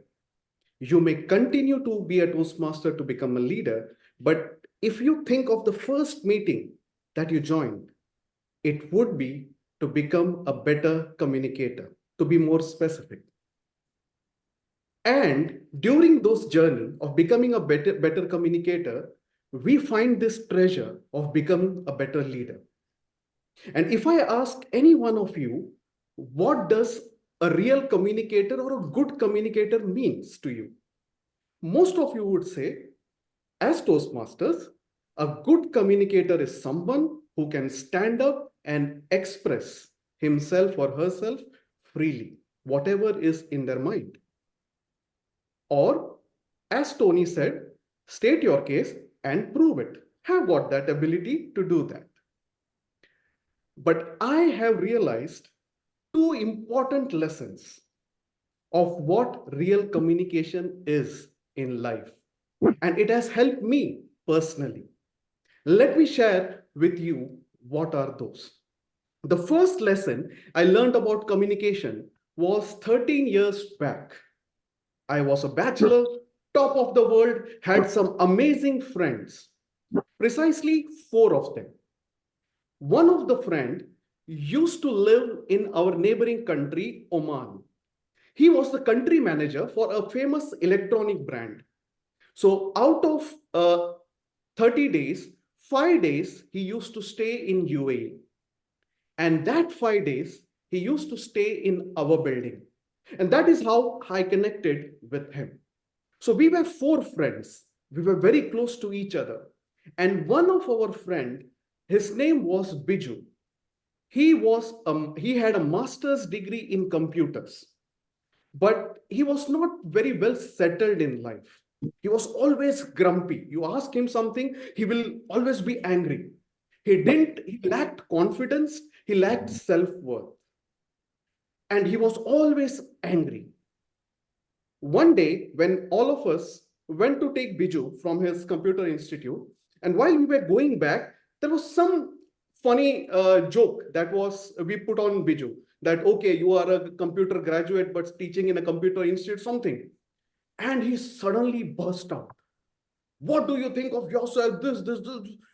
And I could not believe that some human being can shout like this. And he was doing this to Mr. Nizam. He was the country manager and we respected him a lot. We never spoke to him even in a louder tone. And this guy was just shouting at him. And Mr. Nizam kept quiet for the entire time till we reached home. Once we reached home, he went, and in the evening, they were back talking to each other. Everything was fine. But that conversation where he shouted, I got completely stuck. How can an adult talk to another adult in this way? I asked Mr. Nizam, why did you keep quiet? You could have said something to him that it was just a joke. Why did you keep quiet for the entire 10 minutes? That was the first time I learned the first lesson from him. He said, Vinod, whenever a friend is not doing good in life and he becomes angry on you, be quiet. If you want to shout, remember it. And the day he becomes successful, find him and then give him a kick. That's a different story. But when someone is not doing good in life, in your circle, try to hold their hand. Be calm, be quiet. And that was the first lesson I learned about communication. That communication is not just about standing up and speaking. It is also about knowing when to keep quiet. And I will share how that has helped me personally. The second story is, I am a hardcore introvert. And I have said this before, my wife calls me a person with antisocial mental disorder. I am allergic to the crowd. If I see 6 people, I want to run away from them. And Toastmasters has changed my life in a big way. But there was one more incident that changed my life 3 years ago. Okay, now imagine this. Whenever I press an elevator, I live on the 7th floor. If I enter the elevator and if there are 3-4 people, I will just smile and immediately look down, take my mobile and as if I have something very important to do. And for that 3 or 4 seconds, I feel that I have to survive this, right? Because I don't want to talk to anyone. That is what I used to do even after being a Toastmaster for 8 years. I didn't like to talk to strangers. But something happened in 2021 when the world was shut, when someone sneezed in China and the world had flu. I got a job in another Emirates, in another state than Dubai, which is 100 kilometers away from Dubai. So I stayed there for 5 days in a week, and 2 days either I used to come here or my family used to come to Ras Al Khaimah. The state's name is Ras Al Khaimah, Emirates.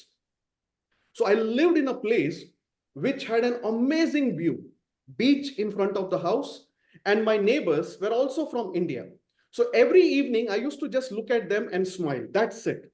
I never had a conversation with them. I just used to smile, keep quiet. Then one day I took my family and we had our auntie who takes care of our kids. So I just dropped my wife, my two kids, and auntie in the house, and I said, I'll just buy some groceries and come in 10 minutes. So my auntie went to the balcony. She immediately started conversation. Now she is hardly like an academic gone to 8th grade also. She's a school dropout.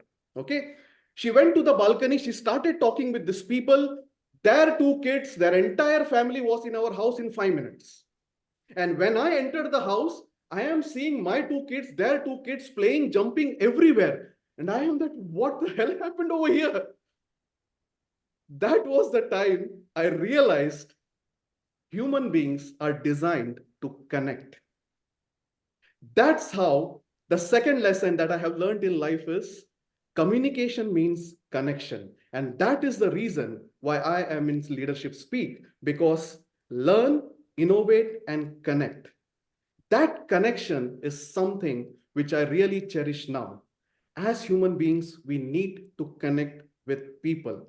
I heard a saying recently that I helped a person climb a mountain, and I realized that I was also there on the top with him.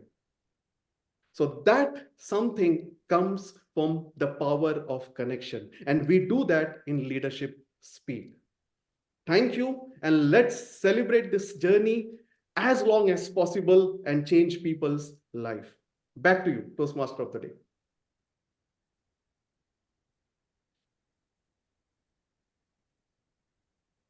Unmute button there. What an amazing story. What an amazing story. Like auntie, incredible. Without being in Toastmasters, she knew how to communicate and just to get your neighbors into your house without you inviting them. You know, your babysitter invited your neighbors, and this is just amazing how, you know, certain cultures are and so on. Communicate to connect. What a wonderful story. And you're right. When we go in the elevator, you know, like we're looking at the numbers, or we're looking at a watch or our phones, absolutely, rather than saying, hey, everyone, how are you, right? And it's very difficult. Even now, it's difficult for me. If I was to go in an elevator to say something, especially if you're in Canada, everyone is quiet anyways, right? So depending on the culture, but yeah, that is like stepping out of your zone. Vinod, thank you for being a charter member. Thank you, Brad. Thank you. How are you doing with this? This is a humorous speech, right? Or supposed to be from the humorous speaking, I believe, or something like that. Engaging humor, yeah. Engaging humor, yeah, that's right. And it was all about connecting with the audience. So you were quite right. You did a perfect speech for that. What did you feel was the connection? Did you feel the connection? Yeah, I could see Tony clapping. I could see Hannah clapping.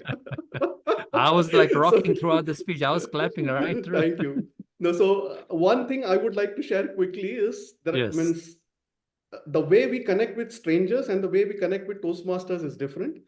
My mentor, DTM Saira Ranch, who is in Bahrain now, she helped me to be a better person and better connector in Toastmaster Club when I was a VP membership, because I was very shy when it came to talk to especially lady members. So she grabbed my hand one day and said, talk to them. I am not leaving until you make one a member. So Toastmaster plays a big role in that. Thank you.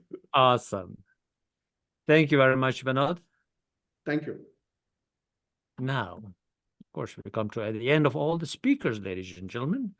Now, remember, there was one thing that I was going to share at the end of this meeting, the secret to the success of Leadership Speak. I mean, you've heard all the things that, of course, make us successful, but there's one key foundational thing that we do that makes us very successful. And I will reveal that at the end of the meeting. But now we are coming to the time where we have to call the general evaluator. But before we do that, there's a timers report. So John, if you haven't done that yet, put the timers report in the chat, and our Zoom master, would you please launch the poll? Well, pause for a second as the poll comes up, and you can vote for your best effort speaker.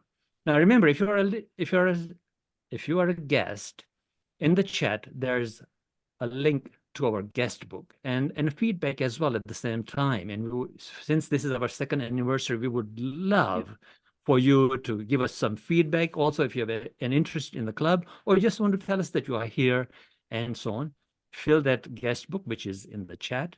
And our Vice President of Membership, Hannah Schmidt, has posted that link there in the chat. So thank you so much. I can see the voting is going on there. That's wonderful. Please keep voting. There's 46 people who are eligible to vote currently, of which we only have 28. So we need full participation. Let me just look at the screen over there to see who's participating. I can see, good. Please keep participating in this voting. It's very important to be engaged, right? You just don't want to be like a passive, just to watch passively. Actively engaged, which is what Toastmasters is about. I know everyone in here, even our guests, are all Toastmasters because this is an advanced club. And you can only join an advanced club if you're a Toastmaster, right? Already before somewhere else. So thanks so much. 10 more people. Come on, 10 people that you are holding back. Don't hold back. Click that button and keep voting there. Now, with that, Mr. Sergeant at Arms, Mr. Zoom Master, we can close the poll, I believe. That's okay. Thank you very much. You may as well show the result if you wish to. That's good. Oh, there we go. Perfect. And you may now close the poll, because we're going to the most important aspect of our meeting. So if you can please close the poll and close it down. Ladies and gentlemen, it gives me great pleasure to here it is.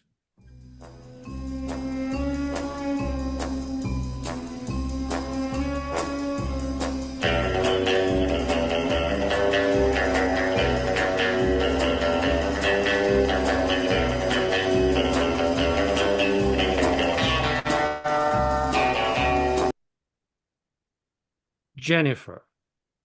Was it a surprise?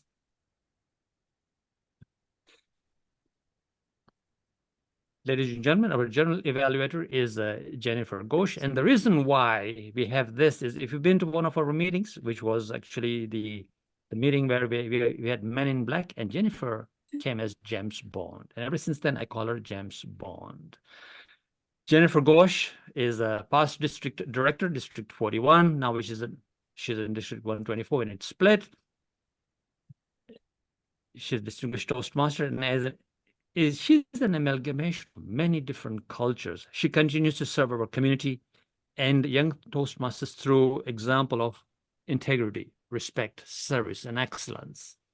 She says it is important to gain through experiences, acquire knowledge and wisdom that comes through sharing, caring, and learning to evolve into the best version of ourselves, which is a continuous process of self-discovery and growth.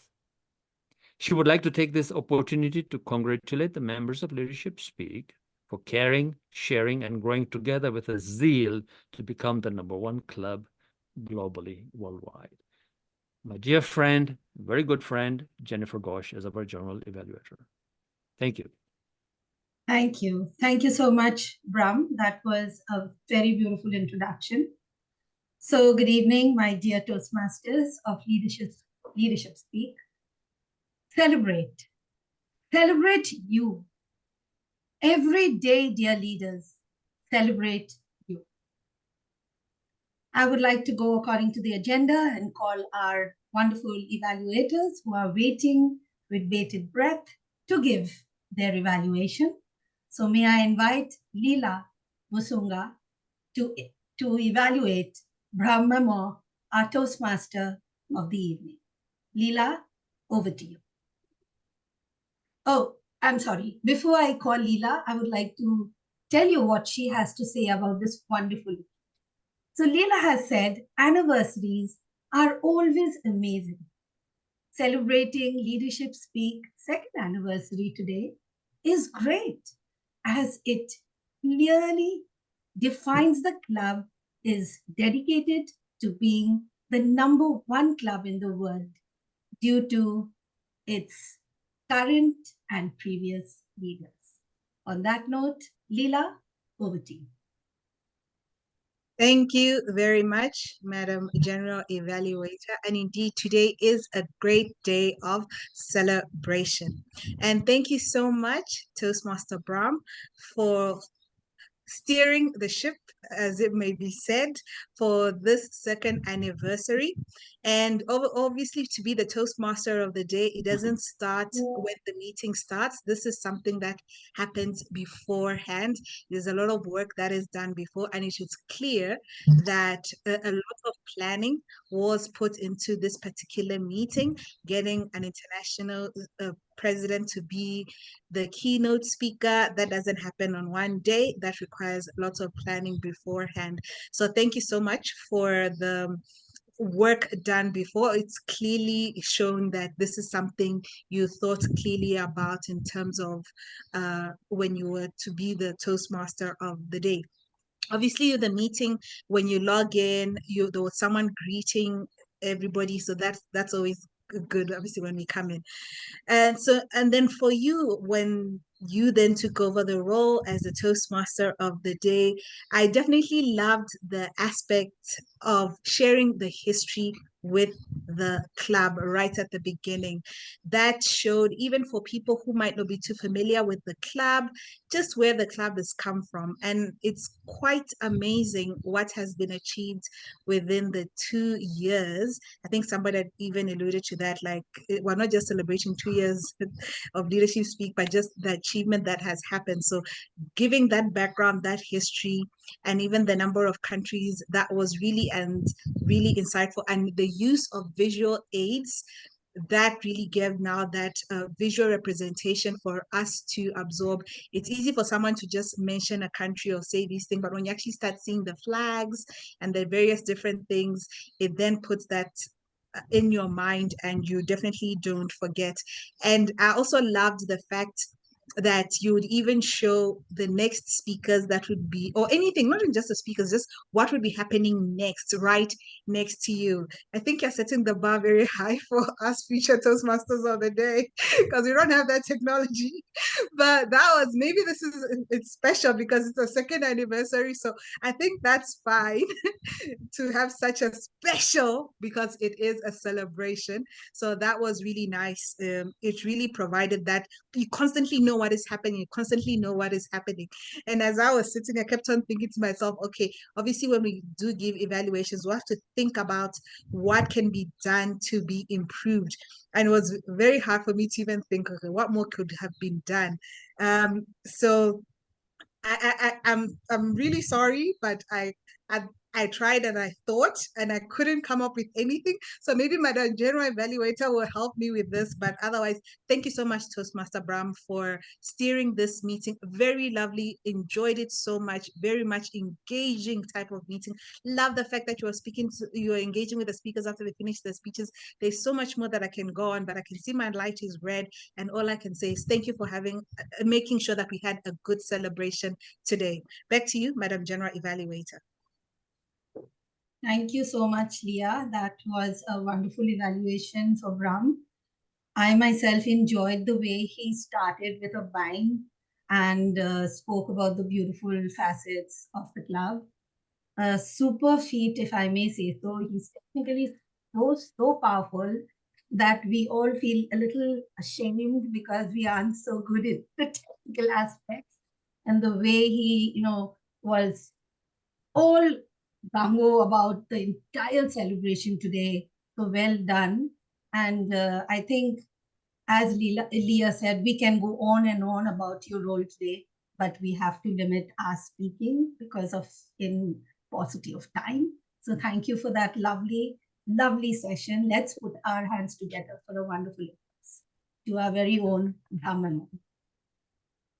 I would like to now invite in fact, I was supposed to call her first, but I call Leah. I'd like to call on Dr. Ashwathi Rajan, who is the evaluator for Ray Rivero, who announced the toast for us. So Dr. Ashwathi, she says, leadership speak is not just a club for me, for her, she means. It's a source of inspiration. This is a momentous occasion to celebrate the excellence of this great club and also extend her gratitude to every member for their valuable contribution.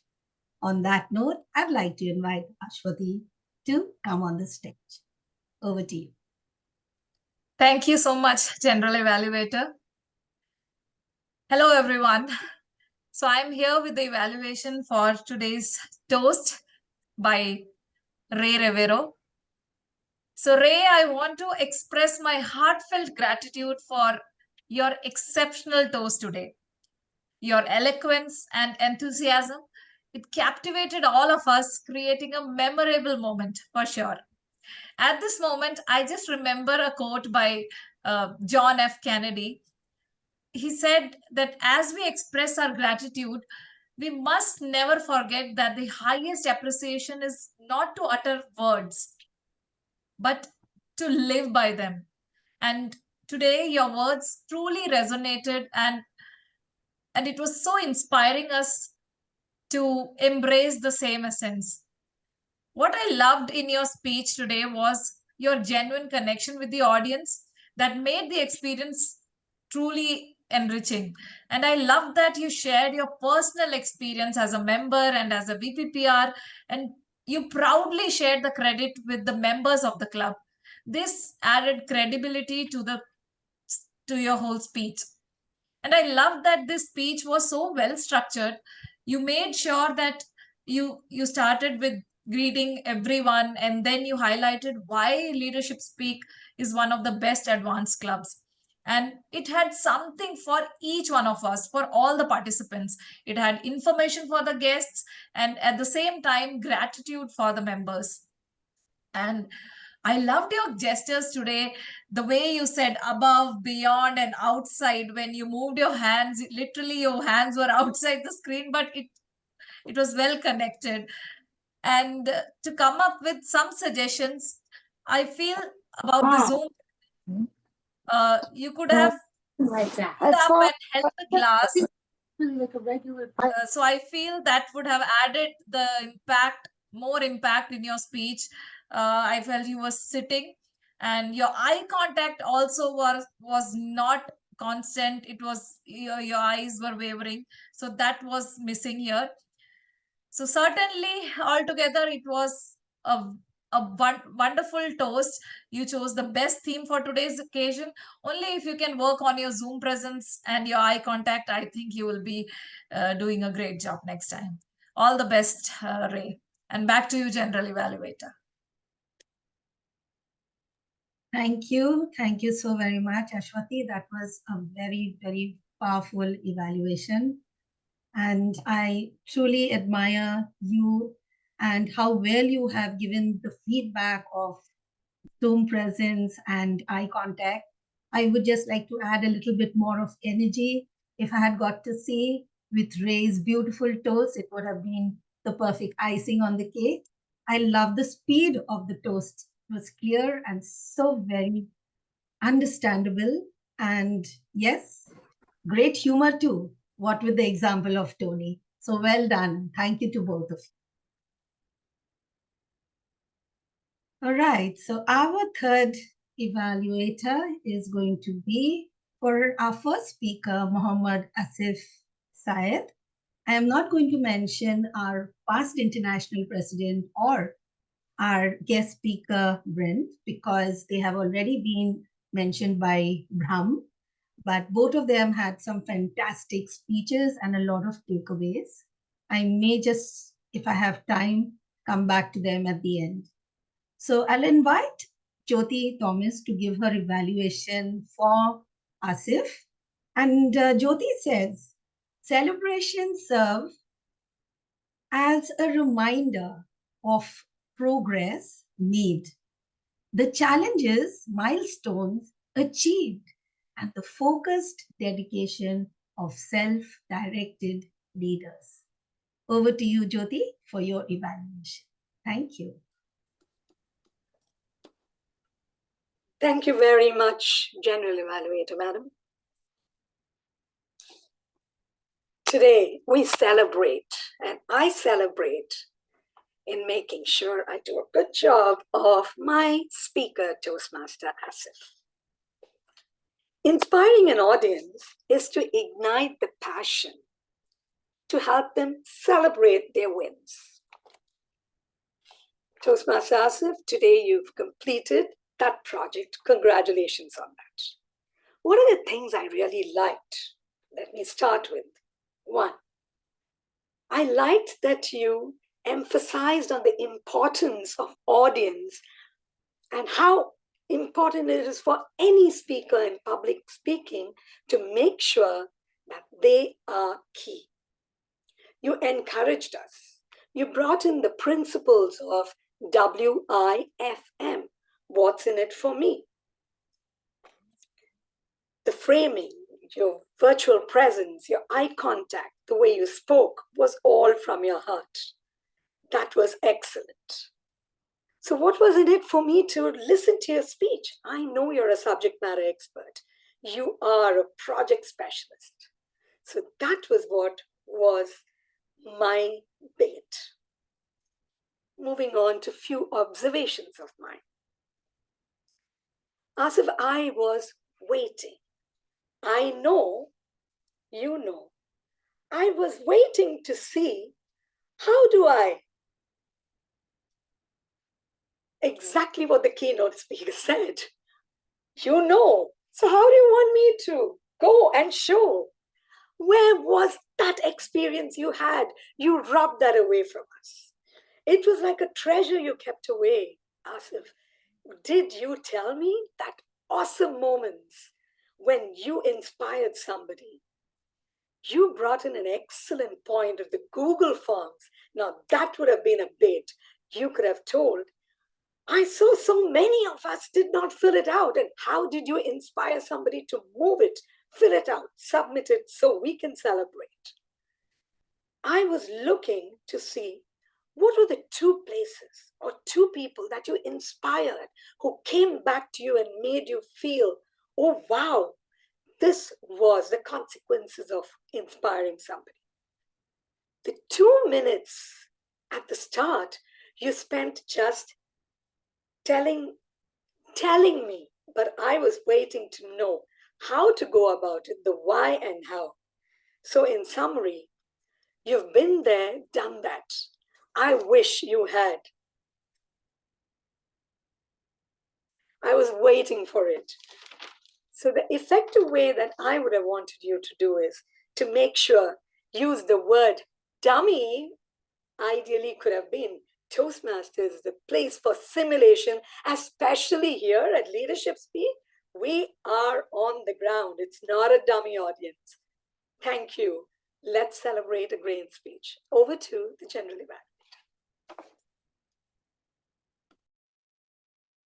Fantastic, Jyoti. What an outstanding evaluation. And you were so clever. You were able to take from the keynote speaker the entire thing of know, show, and go. So looking for two people to be inspired, that was also a beautiful take on the feedback that you gave us, Asif, because I also was wanting to know some personal experience that he had with the audience in terms of WI. But otherwise, a fantastic speech and a fantastic evaluation. And Asif, I would like you to try and find another word for dummy. If you could have given another word for dummy, audience, it would have been a better decision maybe, because I felt it sounded a little negative. Otherwise, a great speech and an even greater evaluation. So thank you so much, Jyoti, for the same. I'd like to call upon our evaluator for Tony Braschitt's speech, that is Mamadou. Mamadou has said, this will be our Leadership Speak second anniversary and a great milestone where we can celebrate our past successes, and chart a course for the future. And he thinks that we should be excited about our future in leadership speak. So over to you, Mamadou. Thank you, Madam General Evaluator. Now, Tony, do I feel inspired, or did I feel inspired by your speech? Have I been motivated? Now, you might be thinking that I should keep to the facts. Yes, so let's keep to the facts. Because you might be asking me for my sources. And what do I think of how you performed? Tony, your speech was full with anecdotes, with vivid imagery. Actually, you took us on a journey where words were dancing, sparkling, shining. And it was really in the theme of today's meeting. We're celebrating. You took us on a journey like you were a lawyer on a stage pleading a case using factual evidence as well as emotional appeal. What else can we ask for? It was clear and relatable. It was memorable because you were actually painting a picture, or should I say pictures, because your words were from the wordsmith that you are. You were actually drawing when we were listening to you. And I will say it was like a ballet of anecdotes, images, words, and your speech was a learning experience. And I like when you say a big, black, dark cloud. I say, wow, it was like music. It was rhythmic. And I would have loved also to see you actually as a young man stressing on your gestures, making it more evident, obvious. But having said that, you lifted us. You taught us instead of fishing for us.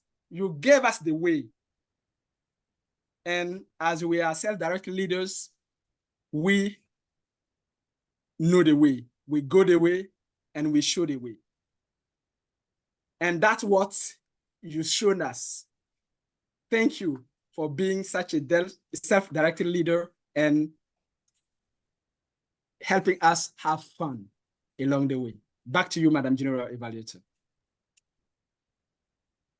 Thank you. Thank you so much, Mamadou. That was a great evaluation. I would urge you to try and find some words of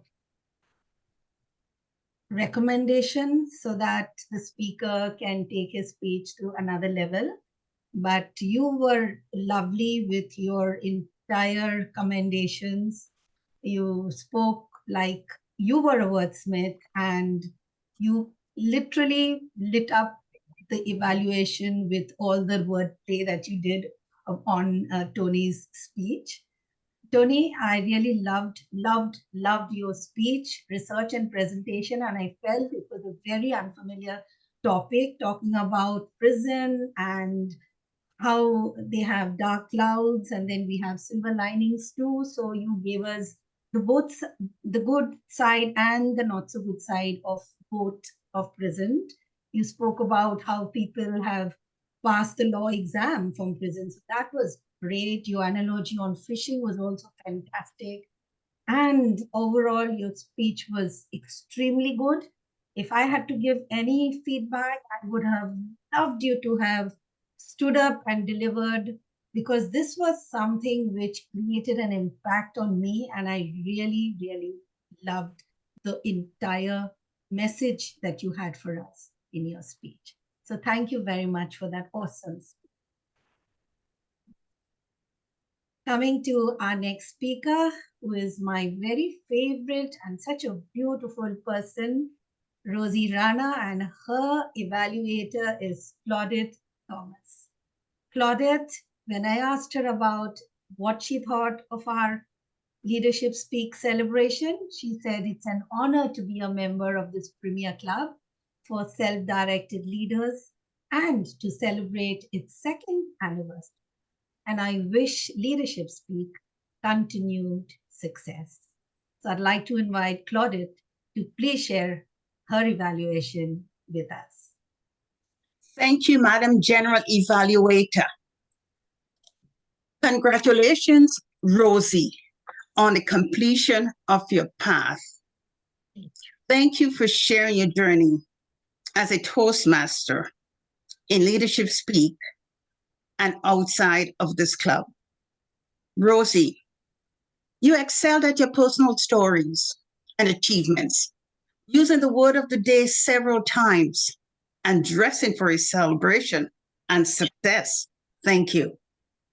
The purpose of your speech was to inspire, and you have certainly done that. I am encouraged to become a better self-directed leader. Your message lined up with your speech and the theme of the meeting, and you delivered it in a conversational manner. You talked about having an agile mindset to succeed, flourish, connect, and collaborate. You told us of the skills you learned and developed during your journey in Leadership Speak and completing your path. For example, your completed goals, delivering keynotes, several keynotes, as a matter of fact, holding several district positions, and being on several committees. The takeaway I got is to take charge, flourish, serve, and more. Notice how Rozy used a quotation by a psychologist and how she demonstrated it in relationship to Leadership Speak, the need to be appreciated, serve, and lift members. There was an engaging question Rozy had at the beginning. When was the last time you took on a project willingly? This engaged me. Rozy, your delivery was expressive, your eyes, the smile, your pace and pause and meaningful gestures. Your Zoom presence, it was well lit, and you're centered and you had good eye contact. There's a couple of areas of development you may want to consider. Varying your gestures at times and your tone up and down at times, high, low, and tell us how you have grown and how you will apply what you learned during your path. What next? For example, how you will continue to inspire us. Consider those points. In summary, Rozy, you told us what happened during your time in Leadership Speak and in Toastmasters. Your actions you took inside and outside of the club, your experiences and challenges. Consider telling us what next after this path. Rozy, congratulations on your achievements and completing your path. You have certainly inspired me. Keep on inspiring and motivating us. Thank you, Madam General Evaluator. Back to you. Wow. Thank you. Thank you so much, Claudette. That was a very fantastic evaluation, very, very precise. I loved the way you gave her the recommendations at the end. The recommendations were overflowing, and that would be obvious. But the recommendation that you gave was very spot on. What next after this part, and about maybe the tone and the intonation. So that was well thought about.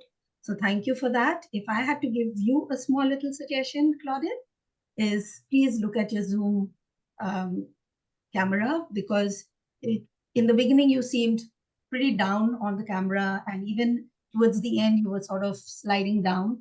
So you could look at correcting the position of your laptop. And Rozy, what a fantastic speech that was. Reflect on your part. You inspired us by giving us so many beautiful stories about your journey and how you joined Leadership Speak and how it had taken you out of your comfort zone. I just wished when you had started with that question in the beginning, maybe you could have waited a few seconds to see some hands coming up, whether, when was the last time you took on a challenge? Or maybe you could ask them, can you just write down one challenge in the chat and just gone one or two of them, not all because you had a time constraint. But this was a longish speech. So you could have waited a little and maybe interacted with the audience a bit more, but otherwise fantastic.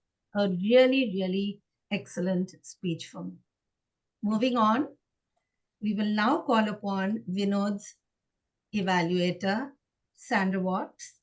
And Sandra, when I asked her about today's celebration, she said, our compassionate queen of straight talk, that is her, celebrates the growth and challenges brought to the forefront through membership here in Leadership. Bonus is the many cultures we share together. On that note, I invite Sandra to please give her evaluation for Vinod Panicker speech. Over to you, Sandra.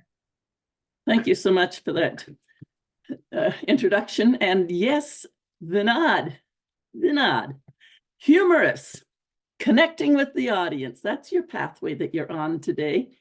And I switched over and was watching the gallery. I was disappointed there were so many videos off and really happy to see so many members having their video on. That's the first thing. It's hard to do this if they're not participating.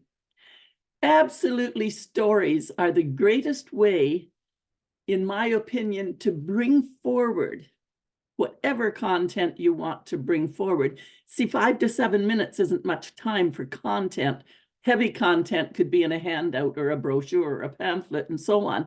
But in that 5 to 7 minutes to humor us and deliver good content, that's a trick. Now, the content was marvelous. You used stories to connect us. And I know that you want to know about the authenticity and the connection. I'm glad you saw people clapping because I was watching gallery and I didn't see much audience participation. I saw a very studious group of listeners, and that concerned me. So mixing in with your great content and your story, let's figure out how we could add the humor, which is your path. You came down, your pace in general was good, but I think you could work with your pauses. The pauses are going to be your critical place.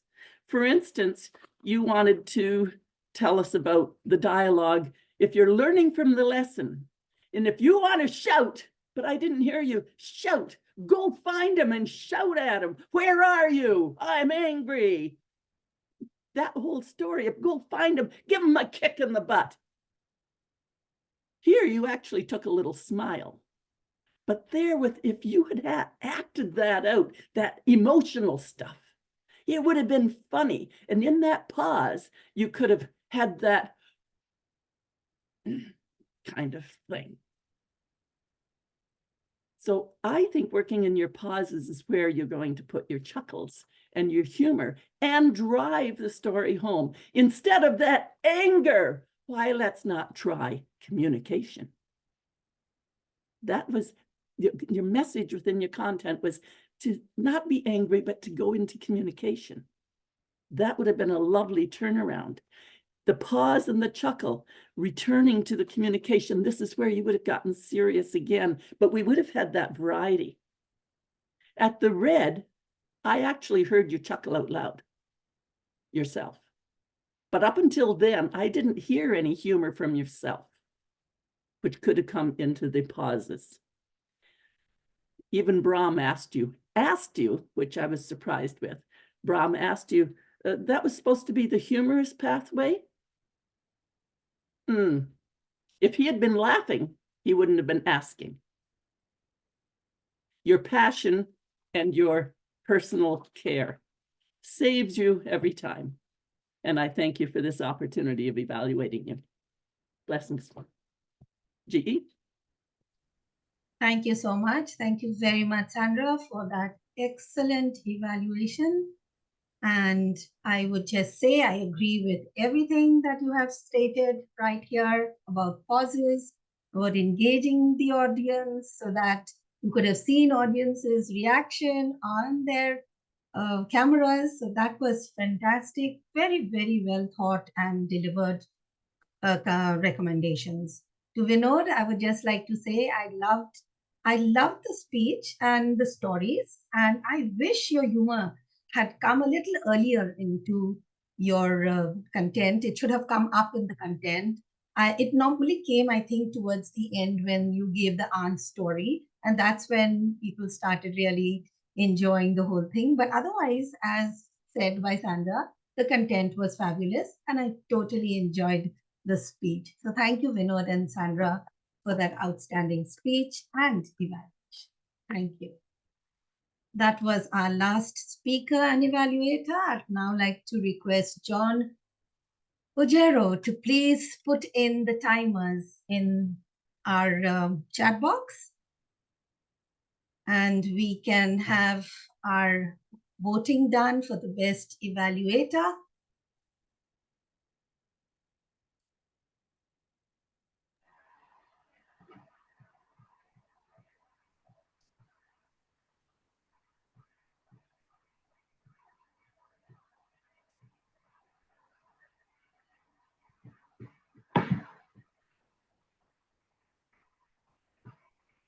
So while we're waiting for the results, I would request our grammarian to please come forward and give us her report of what she saw as doing right and what was not so right in our grammar. Over to you, Deborah Walker. And before I go there, I'd like to just say that she is somebody who has a really, really powerful listening sense. And I'm sure her listening skills is going to transform our lives. Over to you, Deborah. Thank you very much, Madam General Evaluator. Congratulations to the following members who used the word of the day or a form of the word of the day. If I missed you and you know that you said it, my apologies. These members include Brahm, our guest speaker, Michael, our guest speaker, Brent, Leah, and Rozy. In terms of improper grammatical usage, there was a little bit. Brent actually used the word well at one point as a crutch word. You can simply omit that and just move right on to your next sentence. Asif, in his presentation, said, make a speech. That's grammatically incorrect. It would have been better to say, prepare a speech. Rozy had a just and a so. And again, those are the little crutch words that we can just omit and keep on going. Jennifer, I'm sorry, but I heard a sa and an o or an so far from you. Again, those are crutch words we can, they're sneaky, right? They just creep right on us when we're thinking. And that's just something to be aware of. And Mamadou in his presentation said, more obvious. That's also grammatically correct. You can drop the more and just say obvious. In terms of thoughts, words, and quotes that are memorable, we had a few of those from today's meeting. Michael gave a quote from John Maxwell that we've all illustrated today. Leadership is knowing the way, going the way, showing the way. Incorporating a gesture with that as a foundational phrase adds impact and makes it more memorable. And it is quite likely that we'll still be thinking about it today, tomorrow, 3 days from now. Brahm mentioned we become what we think of. Very true. Absolutely. Our thoughts dictate our actions. Rozy in her presentation said, from a laid-back mindset to an agile mindset. That's a good keeper. And Aswathi, sort of in line with what Brahm was talking about, don't utter words, live by them. And that really hones in on the core value of integrity. And if people's words and actions match, super meaningful. A lot of times, we don't see that. And that's something for us to be aware of and take away to make sure that in our interactions with fellow members, that our words and our actions match, because if you don't, you've lost your credibility. Good thoughts, quality thoughts from today's meeting, a number of takeaways that I hope you will remember and enjoy or write down if you haven't. Back to you, Madam General Evaluator. Thank you. Thank you very, very much, Deborah. And before I move on, I'd like to thank John today for keeping meticulous time. They say time management instills a sense of accountability within individuals, and you, John, has helped us do that. And I would like to just say kudos to our grammarian, Deborah Walker, for giving us such a very meticulous and elaborate report. She was eloquent and detailed, and her listening truly transformed our lives today. So thank you for that. Our meeting started on time, and I would like to just acknowledge our PR master, Aswati, who has been absolutely flawless in flashing those PR flyers on the group and elsewhere. I truly am amazed by her leadership and passion. Keep up the good work, Aswati. And our Zoom master, Paramjit Singh, super dedicated and diligent individual, always up for a challenge. I love his approachability and helpful discussion. And even though he's never in the spotlight, he ensures that all of us are definitely on the spot. And last but not the least, our Sergeant at Arms, Hannah Smith, professional and direct into her role. She said 2 minutes to start, and then thereafter she started with the do's and don'ts. And she did not waste time while reading out the club mission. And she was absolutely clear about everything. If I had to give Anna a little bit, Anna, a small little recommendation, my apologies, it would have been at the beginning, if you can please ask members to mute their audios so that there is no disturbance to members. But all in all, a fantastic meeting. On that note, I would like to hand back this session to our very own charming Superman and competent TMOD, a double DTM Brahm Memone. Brahm, back to you. I'm sure going forward after this meeting, I am surely going forward after this meeting to celebrate with my family our milestone celebration. Over to you, Brahm.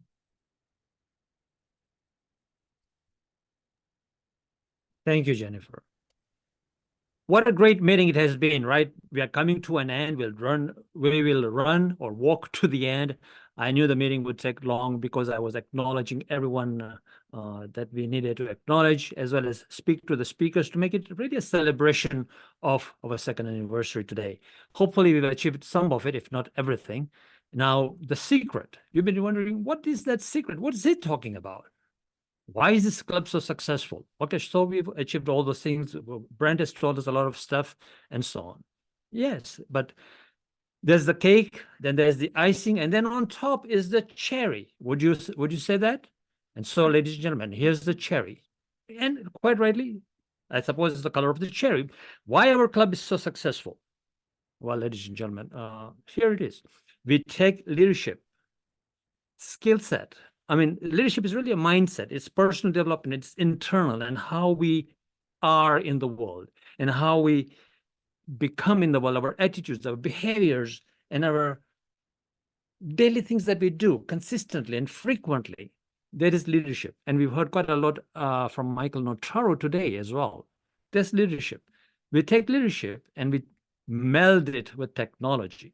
Leadership and technology come together to, guess what? Serve our constituents. And who is our constituents? Our constituents are all the guests that come in here. They see a high quality meeting. So that service that we provide is high quality, excellence. And when you create excellence by providing this sort of service, what happens is people come back. And that is the secret to our success, is we use leadership and we use technology. And as you can see, I'm using technology to the max, to the hilt today, as much as I can. And out of that, we create excellence.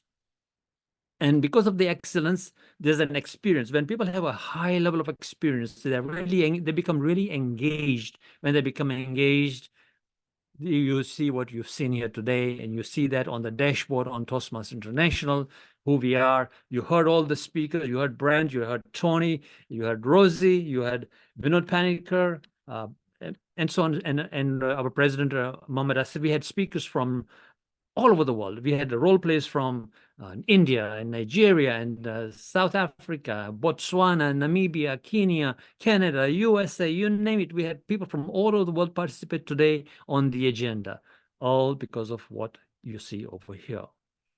So that is the secret sauce. If you're from another club, please take this and use it in your club. Come and learn with us, be with us. Come and visit us as many times as you like. We have no restriction on the number of times you can come here as a guest. Please fill in the guest book. It is there in the chat. Thank you so much. Ladies and gentlemen, with that, I will ask Dan Odero. Now, before I go on to Dan Odero, I just wanted to mention, I know Brent stole my thunder, but here are the triple crowners for this year so far between July and currently, and we had total of 74 awards currently. As of February the 15th, this is the result at that time. Jody Thomas got 10 awards, and of course, Ntadi, I must mention Ntadi Mokahanso, 6 awards, and she's in South Africa. Thank you so much, everyone, for making this club what we are and what we do here. It is also the 100th anniversary, by the way. So before I call on Dan Odero, I have something very briefly and quickly to mention. My next HPL project that we are unrolling. This time, I'm not going to do it outside in the world. I'm going to do it in the club itself, involve all the club members to get engaged, if they want to engage. And I call it the 7-minute magic. That's my next HPL project. Why the 7-minute project magic? Well, you all know, we all speak for 7 minutes. So every member in this club, in your groups, you'll be able to create a 7-minute speech that you've already done before. You prepare a brand new one, and you will then send 2 members from each of the groups, and there's 4 groups, there'll be 8 people that will sort of take the challenge on, and then we'll put you onto the global stage. I'm not going to give you too much details because, of course, we are running out of time. It was not meant to be. Mr. Zoom Master, if you can take care of somebody who's got his microphone on. If it is Dan Odero, that's fine. We can invite Dan Odero over for the thought of the day. Dan, come on. Thank you, Toastmaster Brahm, Memone, DTN, fellow Kenyan. Today's thought, celebration. What do we have to celebrate? John Maxwell says very rightly, good leaders must communicate vision clearly, creatively, and continually. However, the vision doesn't come alive until the leader models it. And this we have seen with our founder, Brent and Brahm, modeling it clear vision and modeling it daily. The theme of celebration, we have so much to celebrate. All the milestones we reached, the people who have come in and reached the greatest, done the greatest things. We have a club 2 years old only, but already out of 14,000 clubs in the world, we are on the top 5 of the top of the club. So how can we not celebrate? This is celebration we have to see. One thing I must mention, and maybe there's a tie to it, Kenyans are known for world records, world championship. Brahm Memone has his roots in Kenya. We also have Rozy Rana, Kenyan. There was also Barack Obama, the premier in the UK. We have Lupita Nyong'o. So Kenyans have a root in, and this is what we have in leadership speak. 2 years and we're at the top. Celebration, celebration, celebration. Another thing John Maxwell says, when you live each day intentionally, you begin to live a life that matters. And every one of us who's coming to Leadership Speak, who has been drawn to it, are living life that matters because we take what we learn from here and take it out. Look at the people who are involved in our club, past leaders, people who have been in Toastmasters for so long, but they bring all their knowledge, all the expertise. And every day you come in like a sponge and you learn and you learn and you learn.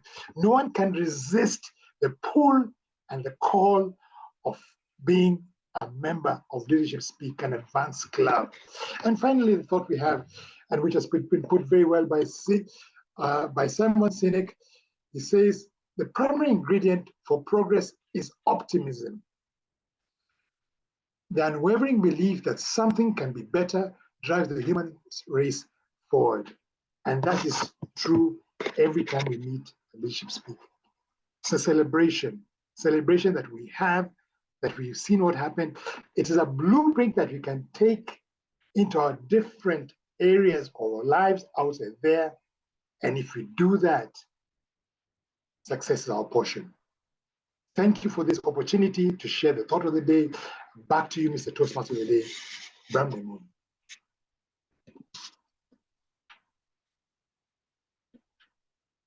Let me unmute myself. Daniel Odero, thank you so much for that wonderful thought of the day and saying what Leadership Speak is all about. It's so wonderful to hear those words for all the members here, because we all work very hard. Each and every member here is totally engaged and working hard for that. Thank you so much. Now, before we go on, I think I've screwed up my presentation here, so just give me a second. Technology problems, right? Okay, so here I'm back. Ladies and gentlemen, with that, this meeting is coming to an end. I'd like to ask if the awards are available to put on the awards on the screen share there for us. And while you're doing that, for this awards, I will ask the president to come on and he can announce the winners as well as the closing words. Mr. President, Mohmad Asif Saiyed, all yours.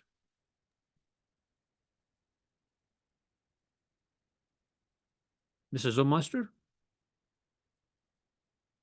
Is the president? Oh, there you go, Mr. President. Oh, thank you very much, DTM Brahm, for steering this meeting with such a panache. You know, it's so much of preparation required for running this meeting and bringing in our former international past president of Toastmaster International as well to deliver a keynote. So much of efforts required to celebrate Leadership Speak anniversary. So whenever Leadership Speaks comes to my mind, it is a model, it's a platform for experienced Toastmasters, which simply means that you have already gone through that nitty-gritties of, or an experience of, what does it take you to become a fabulous speaker. Now we raise the bar, and we have raised it for the last 2 years, and every year we are raising the bar. And that is becoming more and more relevant to be a speaker and a leader in the outside world. And why I always keep on repeating the outside world, because what I see in Toastmasters is many of the Toastmasters, although they are fabulous as a speaker or a leader, they are yet to make their mark in the outside world. And that would be, you know, an underutilization of this wonderful platform of Toastmasters. And that's what Leadership Speak is trying, or it's already continuously working and demonstrating how we utilize and how we stretch ourselves to be able to use Toastmasters platform. We are, Toastmasters completing 100 years. Leadership Speak is just 2 years old. And we already make a mark onto the global map, being the top 5 club. And that's where you will see more and more innovation coming in to this space of communication and leadership. Leadership Speak stands for or is in that niche where we want to emphasize how can we develop leadership skill sets and practice it in a digital world. And why I say this digital world, because while many of us have already practiced it in the physical world, the game changes completely when it comes to a digital world. So this is what leadership is going to grow in this space of technology, leadership, and communication. A three combination which Brahm obviously showed to us in his presentation. I am really excited and I'm looking forward for this growth of Leadership Speak as a club, and it's going to be a benchmark, a role model globally for many other Toastmasters to emulate for better and more success for Toastmasters. Thank you, Brahm, very much. Thanks our keynote speaker, Michael Notaro, and our general evaluator, DTM Jennifer. With this, we come to an end to this particular session of our anniversary celebration.